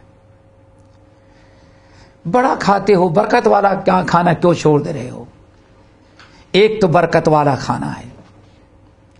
نمبر 2، نبی علیہ الصلوۃ والسلام نے ارشاد فرمایا کہ انسان جب کھانا کھاتا ہے ایسے موقع پر اس کو بڑا اجر و ثواب ملتا ہے۔ پہلی چیز، سب سے زیادہ برکت والا کھانا۔ نمبر 2، اللہ تعالیٰ کے ہاں بہت بڑے اجر و ثواب کا مستحق۔ نمبر 3، غیروں میں اور مسلمانوں کے روزے میں، روزہ سارے لوگ رکھتے ہیں، ہندو، یہودی، عیسائی، بدھسٹ سب، اور مسلمان بھی، لیکن اللہ نے فرمایا ہم مسلمان اور غیروں کے روزے میں جو چیز فرق ہے، نمایاں کرنے والی چیز، وہ سحر کرنا ہے۔ اب آئیں تینوں کے بارے میں حدیث ذرا سنیں۔ حضرت ابو سعید الخدری رضی اللہ تعالیٰ عنہ کی حدیث، مسند احمد بن حنبل کی بسند صحیح، نبی علیہ الصلوۃ والسلام ارشاد فرماتے ہیں، اے لوگو، السحور اکلہ برکہ فلا تدعوه ولی ان یجرع احدکم جرعۃ من ماء۔ نمبر 3، فإن اللہ وملائکتہ یصلون علی المتسحرین۔ نبی علیہ السلام نے کتنی پیاری بات بیان کی۔ دوستو، بہت سارے بھائی بہن ہمارے ایسے ہیں کہ سوچتے کون اٹھے گا، رات کو نیند خراب ہوتی، چلو رات کے 12 بجے سونے سے پہلے کھا کے سو جاؤ، سو گئے، فجر کی نماز میں بھی سوئے رہ گئے۔ اس لیے اس حدیث پر ذرا عمل کرو، اپنی روزے کو خراب نہ کرو، اپنے روزے کو یہود و نصارہ کی روزوں کی طرح نہ بناؤ، اپنے نبی کے روزے کے مطابق بناؤ۔ آن فرمایا، اے لوگو، السحور برکہ عقل ہو برکہ. سحر کرنا یہ بہت خیر و برکت کی چیز ہے. حدیث کے اندر آتا ہے ایک دن نبی علیہ السلام ایک سحر کر رہے تھے. سحر کا وقت آپ سحر کر رہے تھے. سامنے سے ایک صحابی مسجد نبی سے نکلے اور نکل کر کے جا رہے تھے اپنے گھر دوڑے ہوئے. سلام کیا. ہلم الی الغداء المبارک. ارے میاں کہاں جا رہے؟ برکت والا کھانا ہم کھا رہے, اس میں تم بھی آگے شامل. اللہ ہلم الی الغداء المبارک. ارے برکت والے کھانے میں تم بھی آ کر کے شامل ہو جاؤ. برکت کھانا کیا تھا؟ سحر کا کھانا تھا. تو سحر کرنے میں کوئی کوتاہی نہ کرو. فلا تدعوه. اس لیے خبردار سحر کبھی چھوڑنا نہیں. سحر ضرور کرو. برکت والا کھانا کیوں چھوڑتے ہو نیند کی خاطر تم؟ فلا تدعوه. خبردار برکت والے کھانے کو چھوڑنا نہیں. اب اگر کوئی سحر کو تو سویا رہتا تو اللہ کے رسول کی نافرمانی کر رہا ہے. آپ نے فرمایا یہاں تک کہ اگر تمہارا پیٹ بھرا ہوا ہے, کھانے کی ضرورت بھی نہیں ہے, تو سحر کے وقت اٹھو اور برکت حاصل کرنے کے لیے وَلَوْ أَن يَجْرَعَ أَحَدُكُمْ جُرْعَةً مِّن مَّاءٍ. سحر کی نیت سے ایک گھونٹ پانی بھی پی لیا, جب بھی سحر کی برکت سے اللہ تمہیں مالا مال کر دے گا. اتنی تاکید ہے سحر کرنے کی. آگے ایک اور حدیث آگے ذرا سنیں کہ اللہ رب العالمین کے ہاں کتنا بڑا اجر و ثواب ہے. اور انسان اپنی نیت کو خراب کر کے سحر کرنے کے لیے اجر و ثواب کی نیت سے کہ روزہ رکھیں گے, سحر کرنا ضروری ہے, گرچہ ہماری نیند اور آرام خراب ہوتا ہے, اٹھے تو اللہ صلی اللہ علیہ وسلم فرمایا فَإِنَّ اللَّهَ وَمَلَائِكَتَهُ يُصَلُّونَ عَلَى الْمُتَسَحِّرِينَ. اللہ اکبر. اسی ایک دعا کو انسان ایک روزے دار اگر اس پر غور کرے کہ سحر کرنا کتنی بڑی خیر و برکت کی چیز, انسان شاید زندگی میں کبھی نہ چھوڑے. اے لوگوں, سحر نہیں چھوڑنا کبھی, ضرور سحر کرنا, چاہے گھونٹ پانی ہی صحیح, ایک کھجور ہی صحیح. کیوں؟ فَإِنَّ اللَّهَ وَمَلَائِكَتَهُ. چونکہ اللہ اور اس کے سارے فرشتے یصلون علی المتسحرین, یصلون علی المتسحرین. اتنی تاکید میں کیوں کر رہا ہوں؟ اللہ اس کو فرماتے ہیں میں اتنی تاکید سحر کرنے کی کیوں تم کو کر رہا ہوں کہ سحر ضرور کرو, اٹھو سحر کے لیے. اگر نہیں بھوک ہے تو ایک گھونٹ پانی ہی پیو سحر کی نیت سے. کیوں؟ جو لوگ سحر کرنے کے لیے اٹھتے ہیں فَإِنَّ اللَّهَ وَمَلَائِكَتَهُ, تو اللہ تعالی اور سارے فرشتے رحمت اور برکت اور مغفرت کی دعائیں کرتے ہیں ان بندے اور بندیوں پر جو سحر کرنے کے لیے اٹھے ہوئے بیدار ہیں. اللہ تعالی اپنی رحمت, اپنی مغفرت, اپنی برکت کرتا ہے, اور فرشتے آپ کی دنیا اور آخرت میں کامیابی کی دعائیں کریں. فرشتے دعا کریں, اللہ رحمت نازل کرے, اللہ مغفرت اور بخشش کرے. اور عمل آپ نے کیا کیا؟ روزے کی نیت سے سحر کرنے کے لیے آپ ذرا اپنے نیند اور آرام کو خراب کر کے چند لقمہ ہی صحیح کھا رہے ہیں, یا ایک کھجور اور پانی ہی, چائے پانی ہی کچھ پر لیا, لیکن سحر کرنے کی نیت ہے, اٹھ گئے, تو اللہ تعالیٰ اپنی رحمتوں برکتوں سے مالا مال. اور بڑی چیز کیا, اللہ تعالیٰ کے بعد فرشتے آپ کے حق میں دعا کرتے ہیں. یہ بڑی فضیلت ہے. اسی طرح سے اجر و ثواب کے ساتھ ساتھ ہمارا روزہ یہود و نصارہ کی مشابہت سے بچ جائے گا. غیر مسلموں کا روزہ جو ہوتا ہے وہ بلا سحر کے روزہ رکھتے ہیں. اسلامی روزہ جو ہے سحر کر لینے کے بعد نبی علیہ الصلوۃ والسلام نے ارشاد فرمایا, صحیح مسلم کی حدیث, فصل ما بین صیامنا و صیام اہل الکتاب اکلۃ السحر. اے لوگو, ہمارے اور اہل کتاب یہود و نصارہ کے روزوں کے درمیان جو چیز فرق کرنے والی ہے، جس کی بنا پر ہمارا روزہ ان پر فوقیت اور فضیلت خصوصیت رکھتا ہے، وہ سحر کرنا ہے۔ ہم لوگ سحر کرتے ہیں، کھانا کھاتے ہیں رات کو فجر کے پہلے، اور وہ سحر نہیں کرتے، بلا سحر کے روزہ رکھتے ہیں۔ تو ہمیں یہود و نصارہ کی مخالفت کرنے کا ہم کو حکم دیا ہے، اس لیے سحر کرنے میں کوئی کوتاہی نہ کرے۔ اور یہاں سحر کے متعلق ایک چیز اور یاد رکھنا چاہیے کہ سب سے بہترین کھانا کوشش کریں کہ سب سے بہترین کھانا بھی استعمال کریں۔ ضرورت کے لیے آپ کھائیں پیئیں، ساری غذائیں کھائیں، لیکن اللہ کے رسول نے کیا ارشاد فرمایا؟ وَأَفْضَلُ مَا يَتَسَحَّرُ بِهِ، سب سے بہترین سحر، سب سے بہترین کھانا جو ایک مسلمان سحری کے وقت کھاتا ہے وہ کھجور ہے، کھجور ہے۔ سب سے بہترین کھانا سحر کے وقت انسان جو کھاتا استعمال کرتا ہے، رسول اللہ صلی اللہ علیہ وسلم نے ارشاد فرمایا وہ اصل میں کھجور ہے۔ کھجور کا استعمال ضرور کریں۔ اگر پیٹ بھرا ہے، کھانے کی ضرورت نہیں ہے، کھجور کھائیں اور پانی پئیں۔ اللہ تعالیٰ نے کھجور میں بڑی برکتیں دی ہیں، اور بدن بھی آپ کا ہلکا پھلکا رہے گا، صحت بھی آپ کی برابر رہے گی۔ کھجور میں بڑی برکتیں اللہ نے رکھی ہے۔ سحر کے وقت بھی کھجور استعمال، اور افطار کے وقت بھی نبی علیہ السلام نے رغبت دلائی ہے کھجور استعمال کرنے کی۔ اسی لیے سب سے بہترین کھانا جو ہے سحر کا، اور سحر کے وقت بھی سب سے زیادہ بہترین اور برکت والی سحری جو ہے وہ کھجور ہے۔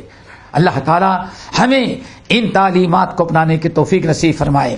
یہاں ایک چیز اور سحر کے متعلق جو بڑی کوتاہی جس میں کرتے ہیں لوگ، اس کا بھی بیان کر دینا ضروری ہے۔ سحر کا وقت کیا ہے؟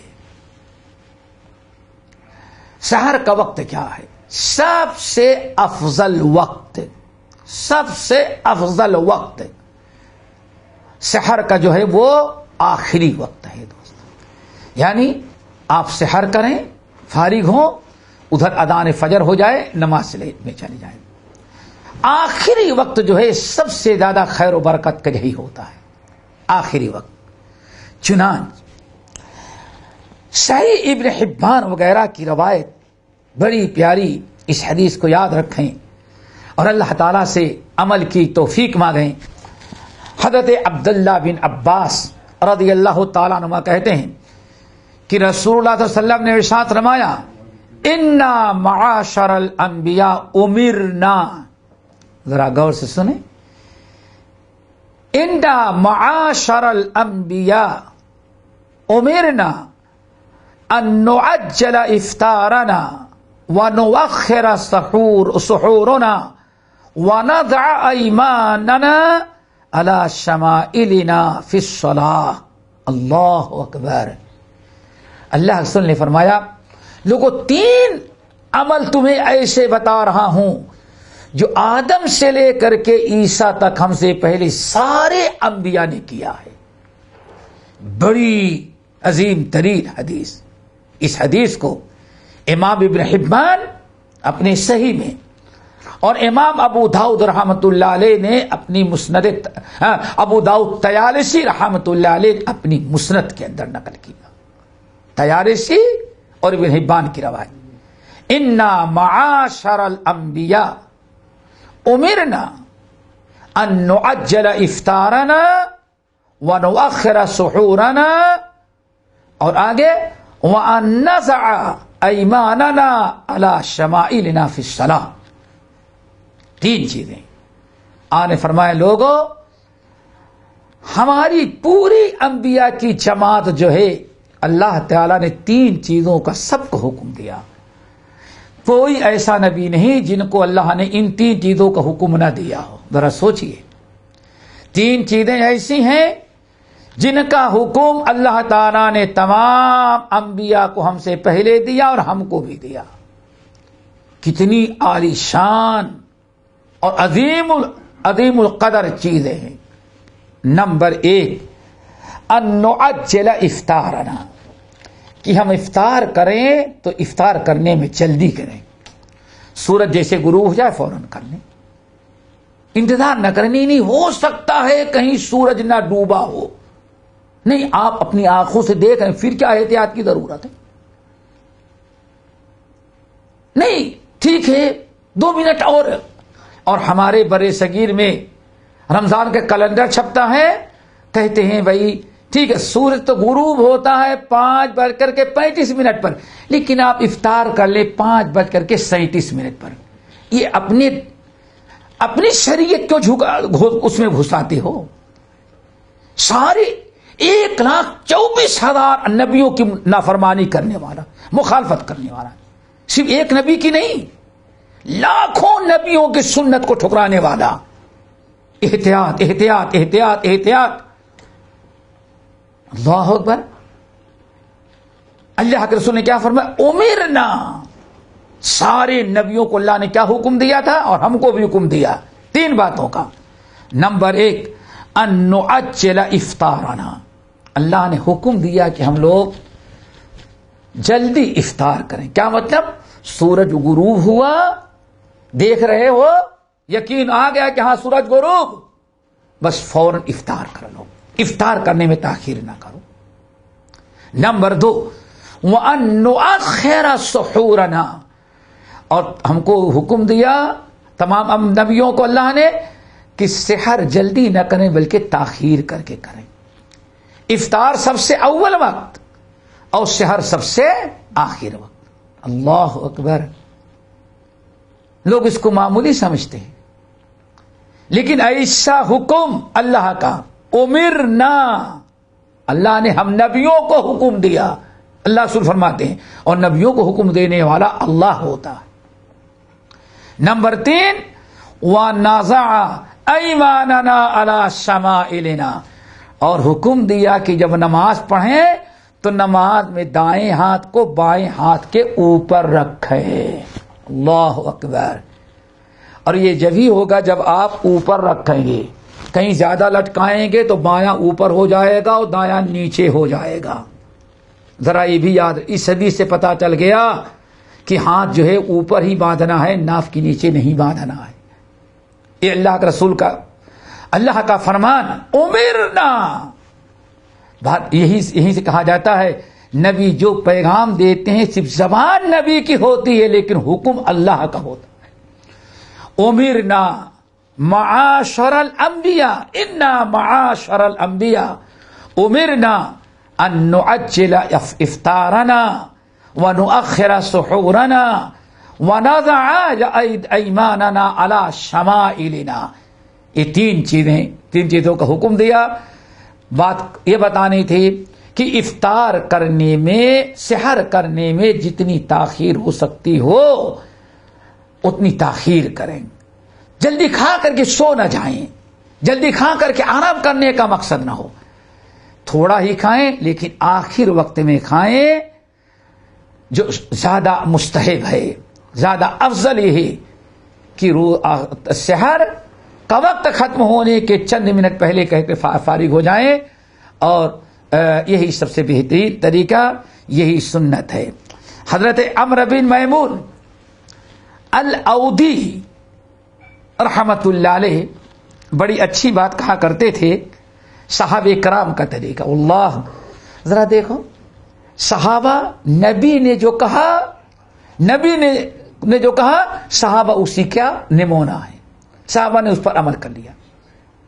اب آج ذرا دیکھیں ہمارے بر صغیر میں کچھ مسجدیں ایسی ہوں گی جن میں اذان ہو گئی، افطار کر لیا، اور وہیں محلے میں کتنی مسجدیں ہوں گی ابھی وہاں اذان نہیں ہوتے. نہیں، وہ فلاں فرقے والے کی مسجد ہے، وہاں ابھی ان کے افطار کا وقت نہیں ہوا. اللہ اکبر.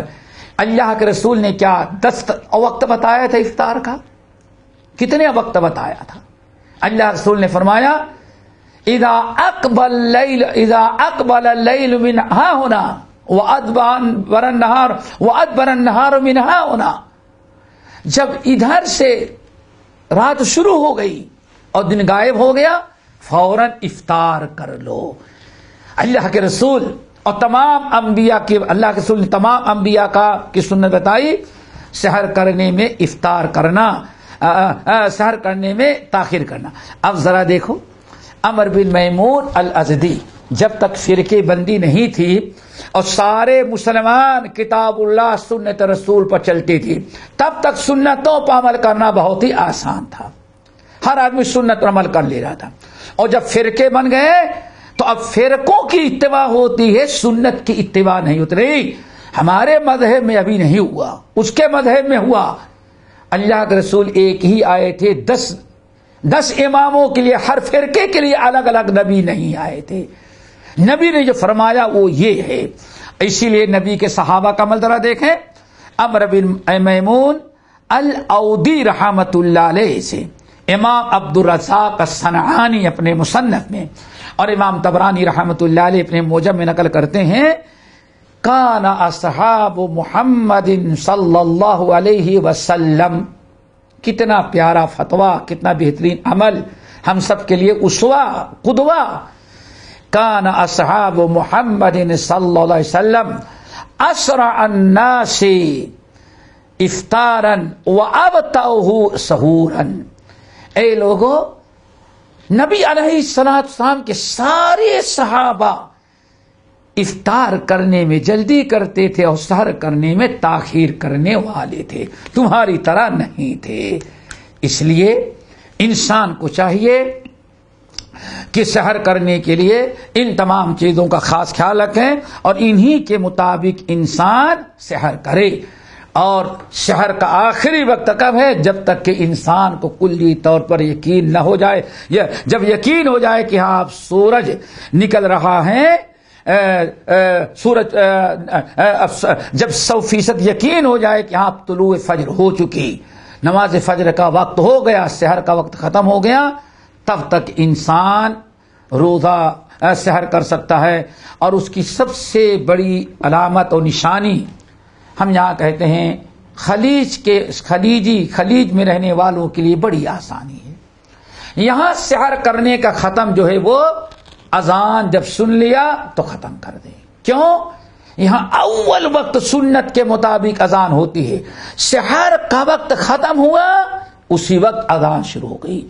تو اگر کوئی انسان اذان سننے تک کھاتا رہا، اذان سنتے ہی بند کر دے تو شرعاً کوئی مذاکرہ، کوئی حرج نہیں ہے، نہ اس کے روزے پہ کوئی فرق آئے گا، نہ وہ قابل ملامت ہے، بلکہ اللہ کے رسول کا فرمان، کھاتے پیتے رہو جب تک کہ تم اذان نہ سنو، اذان سنو تو چھوڑ دو، چونکہ اب سحر کا وقت ختم ہو گیا اور یہی سب سے بہترین وقت ہے سحر کرنے کا۔ اللہ رب العالمین ہمیں سحر کے ان آداب کا لحاظ رکھنے کی توفیق نصیب فرمائے۔ اب اس کے بعد ہم نے کئی چیزیں سیکھ لی، روزہ کن پر فرض ہے وہ مسئلہ آ گیا، کن کن چیزوں سے روزہ نہیں رکھنا ہے وہ ہمارے سامنے آ گیا۔ پھر نیت کا مسئلہ آ گیا، چونکہ روزہ رکھنا ہے تو سب سے پہلے نیت ہے۔ پھر نیت کے بعد سب سے پہلے اگر ہمارے سامنے اب ہم نے روزہ رکھ لیا تو اب سب سے بڑا عمل ہمارے لیے افطار کا ہے۔ اس لیے اب دائیں افطار کے کچھ آداب۔ افطار ہم کب کریں اور کیسے کریں؟ تو اللہ رب العالمین نے قرآن پاک میں افطار کا وقت بھی بیان فرمایا، ثم اتموا الصیام الی اللیل، ثم اتموا الصیام الی اللیل، تم سحر کر لینے کے بعد کھاتے پیتے رہو اور جب سحر کا وقت ختم ہو جائے تو کھانا پینا بند کرو، ثم اتموا الصیام الی اللیل، پھر تم اپنے روزے کو پورا کرتے رہو رات شروع ہونے تک۔ پتہ چل گیا کہ افطار کا وقت بھی اللہ تعالی نے ہمیں بتا دیا ہے۔ کہ روزہ افطار کب کرنا چاہیے. ثم اتم الصیام الی اللیل، پھر سحر کر لینے کے بعد اب دن میں کھاؤ پیے نہیں، روزہ پورا کرتے رہو الی اللیل، رات شروع ہونے تک. پتہ چل گیا. یہ نقطہ یاد رکھیں اور سمجھیں کہ روزہ رکھنا ہے. کب تک روزہ ہمیں رکھنا ہے؟ رات شروع ہونے تک. اب رات کب شروع ہوتی ہے؟ رات کب شروع ہوتی ہے وہ سمجھنا ہے. رات کب شروع ہوتی ہے؟ رات شروع ہوتی ہے سورج جیسے غروب ہو گیا، وہ پیلی ٹکیا کی طرح بن جاتا ہے. ایک پیلا پن بالکل نیچے گیا. جب وہ غائب ہو جائے رات شروع ہو گئی اور دن ختم. اسی لیے جب سورج غروب ہو جائے، آپ دیکھ رہے ہیں بادل بھی نہیں ہے، میدان صاف ہے، آپ دیکھ رہے ہیں کہ سورج اب نظر نہیں آ رہا ہے. جیسے غائب ہوا اب نظر نہیں آ رہا ہے، وہی رات شروع ہو گئی اور وہی آپ کے روزہ افطار کرنے کا وقت ہے. اب روزہ ختم. اسی لیے نبی علیہ السلام نے ارشاد فرمایا اذا اقبل اللیل من ہاہنا وادبر النہار من ہاہنا وغربت الشمس. اے لوگو، جب مغرب سے جب سورج غروب ہو گیا، دن غائب اور رات شروع ہو گئی اور سورج کو تم دیکھ لیے کہ غائب ہو گیا، ڈوب گیا، تو اب فقد افطر الصائم، یہی ہے روزہ افطار کرنے کا وقت. اب یہاں ایک بہت بڑی چیز ہمارے سامنے آ گئی کہ روزہ افطار کرنے کا وقت سورج جیسے غروب ہو جائے بس وہی ہے. اسلام نے ہمیں یہی حکم دیا ہے. اسی لیے حدیث کے اندر آتا ہے، ابن حبان اور حاکم وغیرہ کی روایت، نبی علیہ السلام بیٹھے رہتے. سہل ابن سعد رضی اللہ تعالیٰ عنہ راوی ہیں، کہتے ہیں نبی علیہ السلام کے ساتھ ہم لوگ بیٹھے رہتے، روزے سے ہیں، آدمی گھر میں ہے، باہر کی چیزیں نظر نہیں آ رہی ہیں. نبی علیہ السلام جب اندازہ لگتا ہے کہ ہاں سورج غروب ہونے کا وقت ہو گیا ہے تو ایک صحابی کے بھیجتے، بھائی ذرا باہر کھڑے ہو کے دیکھو سورج غروب ہو جائے. ہاں چلے گئے. جیسے سورج غروب ہوا پلٹ کر کے آئے، لفظ سورج غروب ہو گیا، نبی علیہ السلام فوراً افطار کرنا شروع کر دیتے تھے. یہ حدیث کے اندر آتا ہے، بڑی اہم حدیث صحیح مسلم وغیرہ کی. حضرت عبداللہ بن ابی اوفا رضی اللہ تعالیٰ عنہ کہتے ہیں، ایک مرتبہ ہم لوگ نبی علیہ السلام کے ساتھ تھے، سفر میں تھے. سورج غروب ہو گیا. آپ نے ایک صاحب کہا بھائی اتر جاؤ اور ستو ذرا گھولو افطار کر لیں. سفر میں تھے، ستو کہیں آج سورج نہیں، ابھی تو سورج نظر آتا ہوگا. آپ نے فرمایا انظر، اتر جاؤ. اللہ رسول نہیں ابھی تو ہو سکتا ہے دن ہو. اللہ اکبر. اللہ رسول فرمایا اتر جاؤ، سختی سے کہا. اتر گئے تو اللہ رسول فرمایا دیکھو فَإِذَا رَأَيْتُمُ اللَّيْلَ، جب تم دیکھو کہ سورج غروب ہو گیا، رات شروع ہو گئی، اب ہو سکتا ہے نہ کہو بلکہ روزہ فوری طور پر افطار کر لو. تو ہمیں اس چیز کا ذرا سا خیال رکھنا چاہیے. روزہ افطار کرنے کا ٹائم کیا ہے، ہمیں اس کا خیال رکھنا چاہیے. یہاں اس سے پہلے حدیث گزر چکی ہے کہ نبی علیہ السلام کے صحابہ اور خود نبی علیہ السلام کا دستور کیا تھا، افطار کرنے میں جلدی کرنا اور سحر کرنے میں تاخیر کرنا. دوستو بظاہر تو ایک معمولی سی چیز ہے، لیکن ہے سنت، یہ سنت ہے. کبھی نبی کی سنت کو معمولی نہیں سمجھو. مسلمانوں کی ساری عزت، ساری قوت، ساری طاقت اللہ نے اتباع سنت میں رکھی ہے. کتنی بڑی چیز ہے. بظاہر تو بہت اچھا لگتا ہے، نہیں بھائی ایسا کرو نا، سورج غروب ہو گیا ہم بھی دیکھ رہے ہیں، لیکن تھوڑا سا احتیاط کر لو. جہاں دن بھر بھوکے رہے 2 منٹ 3 منٹ اور رہنے میں کیا ہے، ہو سکتا ہے کہیں نب ڈوبا ہو. یہ سب کر کے معلوم پڑتا ہے کہ اب بظاہر بڑا اچھا کام ہے. ہاں بھائی بات تو صحیح کہہ رہا ہے کہ ہو سکتا ہے نگاہوں کا دھوکا ہو، اس لیے انتظار کر لو. لیکن نہیں، نبی علیہ السلام نے کیا ارشاد فرمایا؟ لا یزال الناس بخیر، لا یزال الناس بخیر، لا یزال، میری امت کے لوگ ہمیشہ خیر و برکت، عروج اور ترقی کے راہ پر ہوں گے. ذرا غور سے سنیں، اس سنت پر عمل کرنا، اس سنت کو اپنی اپنے احتیاطی تدابیر اور بدعات کے لیے رد کر دینا. اللہ رسول کیا فرماتے ہیں؟ لا یزال الناس بخیر ما عجل الفطرہ، برابر لوگ، میری امت کے لوگ ہمیشہ خیر و برکت سے مالا مال رہیں گے. رحمتوں کا دروازہ کھلا رہے گا، برکتیں نازل ہوتی رہیں گی، دشمنوں پر اللہ تعالیٰ ان کو غلبہ عطا کرتا رہے گا. کوئی ان کے عروج و ترقی کو روک نہیں سکتا. کب تک؟ جب تک افطار کرنے میں ہماری سنت کو اپنا کر کے جلدی کرتے رہیں گے. اللہ اکبر.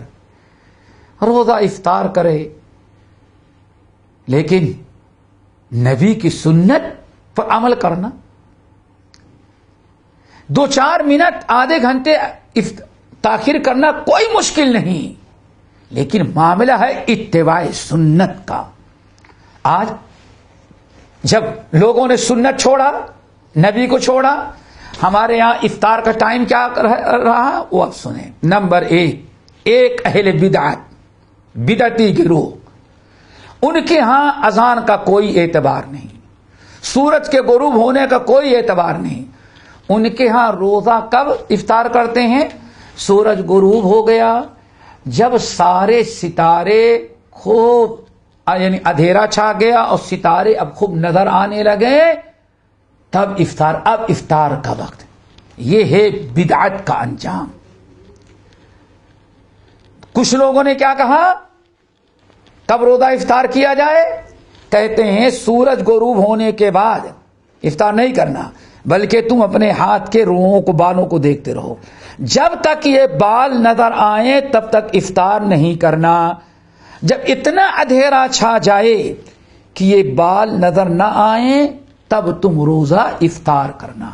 اور آج یہ بدعتی قوم اپنے آپ کو آل رسول کی طرح منسوب کرتے ہیں اور اپنے آپ کو بہت ہی بڑا مسلمان سمجھتے ہیں، اور یہ یہودیوں کا طریقہ ہے.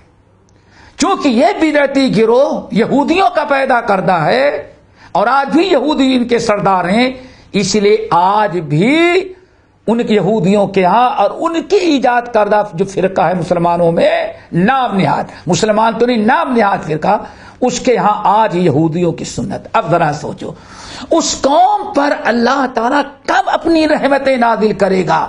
جب نبی کی سنت کو چھوڑ کر کے یہودیوں کی سنت کو اپنائے گا. اللہ تعالیٰ کے ڈنڈے تو پڑیں گے، اللہ کا غضب نازل ہوگا. یہ روزے میں بھی ایک بدعت، اور اس کے علاوہ کچھ ان سے ذرا ہٹ کر کے جو اپنے آپ کو بڑے اسلام کا علم بردار، نہیں ہماری میجارٹی، ہم اسلام کے پاس وہاں ہیں.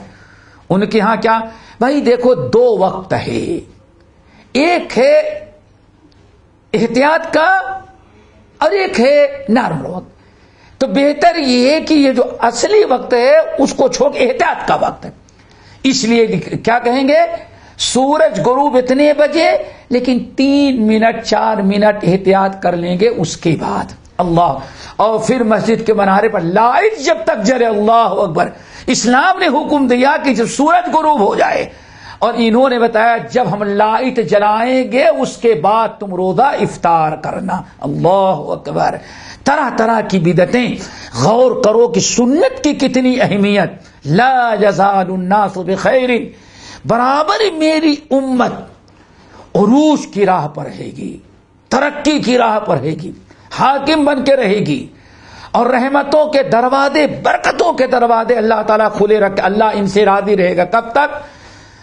جب تک یہ لوگ افطار کرنے میں جلدی کریں گے۔ کیوں افطار کرنے میں جلدی کرنے کا مطلب یہ ہے کہ ایسے حکم پر عمل کیا کہ اللہ تعالیٰ نے جس کا حکم سارے نبیوں سے، آدم سے لے کر کے آخری نبی محمد صلی اللہ علیہ وسلم کو دیا ہے، یعنی ایسا حکم جو سارے نبیوں کی سنت تھی، صرف ایک نبی کی نہیں، سارے نبیوں کی سنت، اس لیے اس کا اس کے اپنانے میں اتنی خیر و برکت ہے۔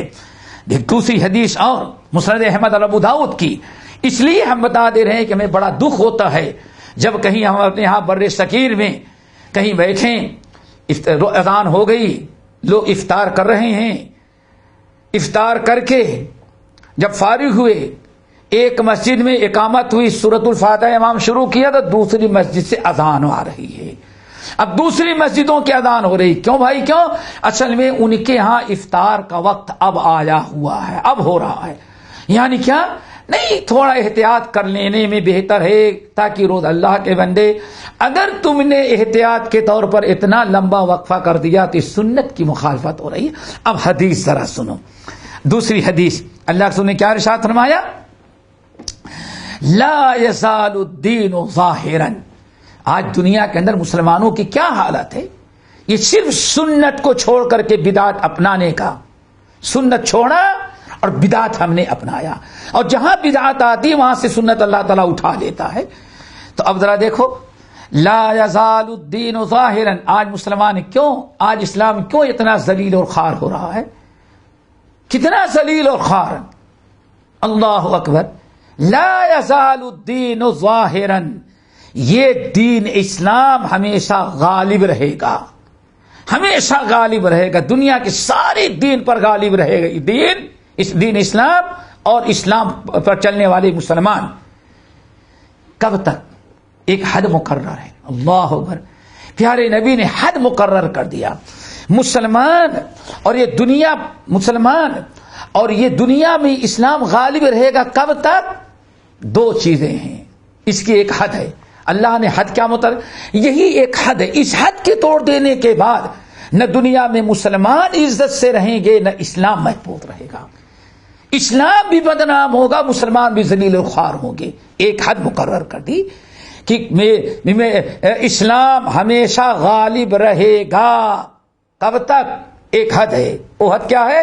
جب تک مسلمان ما اجل الناس الفطرہ، جب تک ہمارے مسلمان امتی ہماری تمام نبیوں کو سنت کو اپناتے ہوئے افطار کرنے میں جلدی کریں گے۔ جلدی کا مطلب ہی نہیں کہ سورج غروب ہونے کے پہلے، سورج غروب ہوتے ہی اب ہم انتظار نہیں کریں گے، فوراً روزہ توڑ دیں گے۔ اللہ کا فرمایا لأن اليہود والنصارى یؤخرون، اللہ اکبر۔ پھر اللہ رسول نے فرمایا آج تک اللہ نے ہمیں اس دنیا میں جو یہود و نصارہ پر غلبہ عطا کیا ہے، اس کی وجہ یہ ہے کہ افطار کرنے میں ہم نبی کی سنت کو اپناتے ہیں اور افطار کرنے میں سنت کی مخالفت کرتے ہیں۔ یہود و نصارہ بہت تاخیر، سورج غروب ہو جانے کے بعد بھی وہ تاخیر کر کے افطار کرتے۔ اب یہاں ایک چیز بڑی سمجھنے کی ہے، وہ بڑی سمجھنے کی ہے۔ ہمارے اس جملے سے لوگوں کو شاید کچھ اشکال ہو کہ ہم نے کیا کہا کہ اللہ رسول نے ساتھ میں دین اسلام پر غالب، اسلام غالب رہے گا، دنیا میں مسلمان غالب رہیں گے۔ کب تک؟ جب تک افطار کرنے میں وہ جلدی کریں گے، یعنی اس سنت کی برکت سے اللہ تعالی مسلمانوں کو غلبہ عطا کرے گا۔ پھر آپ نے آگے فرمایا لِأَنَّ الْيَهُودَ وَالنَّصَارَى، युअखिरून, चूंकि यहूद और नसारा रोजा रखते हैं तो इफ्तार करने में बहुत ताखीर करते हैं। अब हमारे हाथ भाई ठीक है, उनका मत है भाई, हमें उससे क्या लेना, मना ये नहीं है। जरा सोचो कि यहूद और नसारा ताखीर करके क्यों करते हैं, ये सोचो, ताकि इश्काल किसी भाई और बहन के ध्यान में इश्काल न रह जाए। आखिर यहूद और नसारा क्यों ताखीर करते हैं? अगर पहली हदीस आप सुन लें कि नबी अलैहिस्सलाम ने क्या इरशाद फरमाया, इन्ना माशरल अंबियाई उमिरना अन नुअज्जल फी इफ्तारिना व नुअखिर फी सहूरिना व नदअ ईमानना अला शमाइलिना। उस हदीस पर जाएंगे। अल्लाह तूने क्या फरमाया, हम तमाम अंबिया को अल्लाह ने हुक्म दिया कि इफ्तार करने में जल्दी करें और सहर करने में ताखीर करें, और तीसरी चीज जिसका हुक्म दिया वो ये कि हम नमाज में दाएं हाथ को बाएं हाथ पर रखें। पता ये चल गया कि रोजा इफ्तार करने में जल्दी करना और सहर करने में ताखीर करना ये सिर्फ हमारे नबी की सुन्नत नहीं बल्कि सारे नबियों की सुन्नत थी। यहूदी जिस नबी को मानते हैं मूसा कलीमुल्लाह, ईसाई जिस नबी के लिए जान देते हैं ईसा अलैहिस्सलाम, ईसा और मूसा अलैहिस्सलाम की भी सुन्नत यही थी कि रोजा अव्वल वक्त इफ्तार करना। लेकिन इन यहूद नसारा ने अपने क्यास, अपने राय, अपने फलसफे, अपने मौलवियों के झूठे फतवों पर एक बिदात इजाद की और ताखीर से रोजा इफ्तार करना शुरू कर दिया। अपने नबियों मूसा और ईसा की सुन्नतों को छोड़ा। अल्लाह के रसूल के फरमाने का मतलब ये कि यहूद और नसारा दुनिया के अंदर जलील हुए तो क्यों? उन्होंने नबियों की सुन्नत को छोड़ा, अपने नबी मूसा और ईसा की भी सुन्नत को छोड़ा। मूसा और ईसा की भी सुन्नत यही थी अव्वल वक्त इफ्तार करना, सूरज गुरूब इफ्तार कर ले। लेकिन इन यहूदियों और ईसाइयों ने अपने नबी की सुन्नत को छोड़ा और इस सुन्नत को तरक करके रोजा ताखीर से करना शुरू किया। और मुसलमान जो हैं यही हैं जो हमारी भी सुन्नत पर और सारे नबियों की सुन्नत पर अमल करते हुए रोजा इफ्तार करने में जल्दी करते हैं। फिर इशारा क्या किया, ऐ मुसलमानों, अल्लाह के रसूल ने कितनी प्यारी कैसे जोड़ा, लिअन्नल यहूद वन नसारा।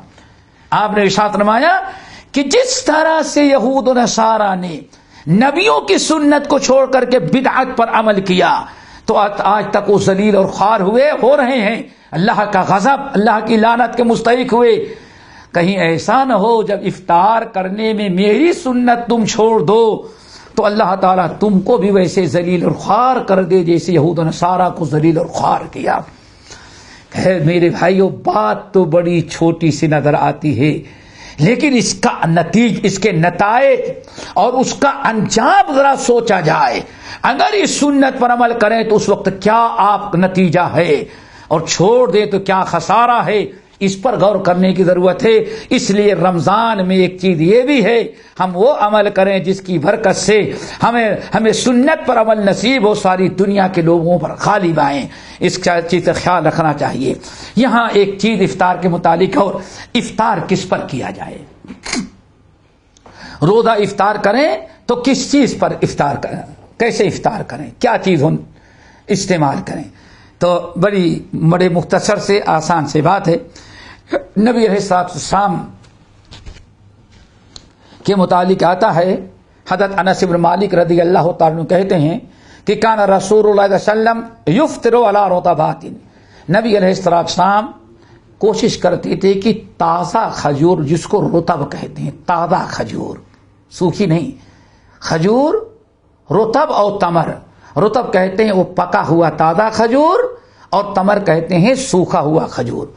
आपका दस्तूर था काना युफ्तिरु अला रुतबात, अगर मिल जाए तो ताज़ा खजूरों पर आप इफ्तार करते थे, ताज़ा पर। और फिर आपने इरशाद फरमाया, हदीस के अंदर आया, अनस इब्न मालिक कहते हैं फ़इल्लम तकुन, अगर ताज़ा खजूर ना मिलता, रुतब ना मिलता तो फ़अला तमरातिन, आप चंद खजूर का इस्तेमाल करते थे। اگر تازہ کھجور بھی نہ اگر تازہ کھجور بھی نہیں ملا اور سوکھا ہوا کھجور بھی نہیں ملا تو فَإِن لَمْ تَكُنْ حَصَوَاتٍ مِّن مَّاءٍ، تو نبی علیہ السلام پانی استعمال کرتے. اور بعض روایتوں سے پتا چلتا ہے کہ اگر پانی بھی نہ ملے، اگر کھجور بھی نہ ملے، رطب بھی نہیں ملا، کھجور بھی نہیں ملا، تو پانی، اگر کوئی ایسا کھانا جو آگ پر پکا ہوا نہ ہو جیسے پھل فروٹ میوے جات، ان کا استعمال. افطار یہاں سے شروع ہونی چاہیے. افطار کرنے میں اس کا خاص خیال رکھیں اور کوشش کریں. لیکن ہم لوگوں کی عادت خراب ہے، سب سے پہلے پکوڑا چاہیے، ہم کو چنا چاہیے. یہ سب چٹپٹے کی عادی ہیں اور سنت چھوڑ دیتے ہیں. کوشش کرو رطب نہیں تو کھجور نہیں تو کم سے کم کچھ پھل فروٹ، وہ بھی نہیں تو کم سے کم پانی پی لو، اس کے بعد سے کھانا. لیکن ہمارے یہاں لوگ کہتے ہیں نمک،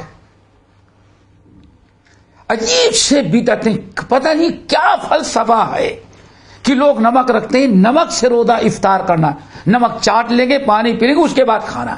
یہ سب بدعات ہے، لا علمی اور جہالت ہے. سنت معلوم نہ ہونے کی بنا پر کرتے ہیں. ان تمام چیزوں سے باز رہیں اور جو کچھ ہمیں جو کچھ آپ افطار کر دعا کر سکتے ہیں دعا کریں. اور بعض روایتوں سے جو پتہ چلتا ہے، جو صحیح سندوں کے ساتھ کچھ مل سکتا ہے، وہ یہ کہ اللہ رسول افطار کے وقت دعا پڑھتے ذهب الظمأ وابتلت العروق وثبت الاجر انشاء اللہ. یہ ہے ایک دعا ہمارے یہاں بڑی رائج ہے کہ اللہم لک صمت وعلی رزقک افطرت. یہ حدیث، یہ دعا پڑھ باقاعدہ پیپر میں دی جاتی، یہی تو اللہم لک صمت وعلی رزقک افطرت. یہ دعا، اتنی دعا تو حدیث ہے، لیکن سند کے اعتبار سے یہ ضعیف ہے، یہ قابل عمل نہیں ہے. نمبر 2، اور ہے بھی تو ضعیف سند کے ساتھ اتنا ہی اللہم لک صمت، لیکن ہمارے ہاں بر صغیر میں کتنی بڑی بن گئی، اللہم لک صمت وبک آمنت وعلیک توکلت وعلی رزقک افطرت. یہ تو اور بڑی بدعت ہو گئی. اگر ضعیف حدیث کے اندر بھی ہے تو بس دو، جو اللہم لک صمت وعلی رزقک افطرت، اتنا ہی ہے ضعیف حدیث میں. لیکن اس ضعیف حدیث پر بھی عمل کرتے ہوئے چھوٹی پر ہم کو بس نہیں ہوا، اس لیے ہمارے ہاں ملاؤں نے، پیشہ وروں نے اس کے اندر اپنے سے جب تک کچھ نہ بڑھائے ان کو سکون نہیں ملتا، اور انہوں نے اور اس کو بگاڑ دیا. اللہم لک صمت وعلی رزقک افطرت وبک آمنت وعلیک توکلت. بسم اللہ الرحمن الرحیم. تو اتنی بڑی دعا کا تو کوئی ثبوت حدیثوں میں ہے ہی نہیں، بناوٹی ہے. اس سے اپنے آپ کو بچائیں. اللہ تعالی ہم سب کو اسلامی احکام و آداب، روزے کے آداب اور احکام سمجھنے کی توفیق نصیب فرمائے. یہ باتیں چند ہوئی ہیں. اب انشاءاللہ آدھے گھنٹے کے بعد، آدھے گھنٹے کا وقفہ ہے، یہ نماز پڑھیں گے. نماز کے بعد انشاءاللہ 4:30 بجے سے پھر 6:30 بجے تک یہ پروگرام چلے گا، جس میں اور ضروری روزے کے حکام آئیں گے. اللہ تعالی ہم سب کو عمل کی توفیق نصیب فرمائے. اقول قولی ھذا واستغفر اللہ من کل ذنب واتوب الیہ. ہمارے چینل کو سبسکرائب کیجیے اور بیل آئیکن دبانا نہ بھولیے تاکہ آپ کو نئی ویڈیوز برابر ملتی رہے. لائک اور شیئر کرنا نہ بھولیے.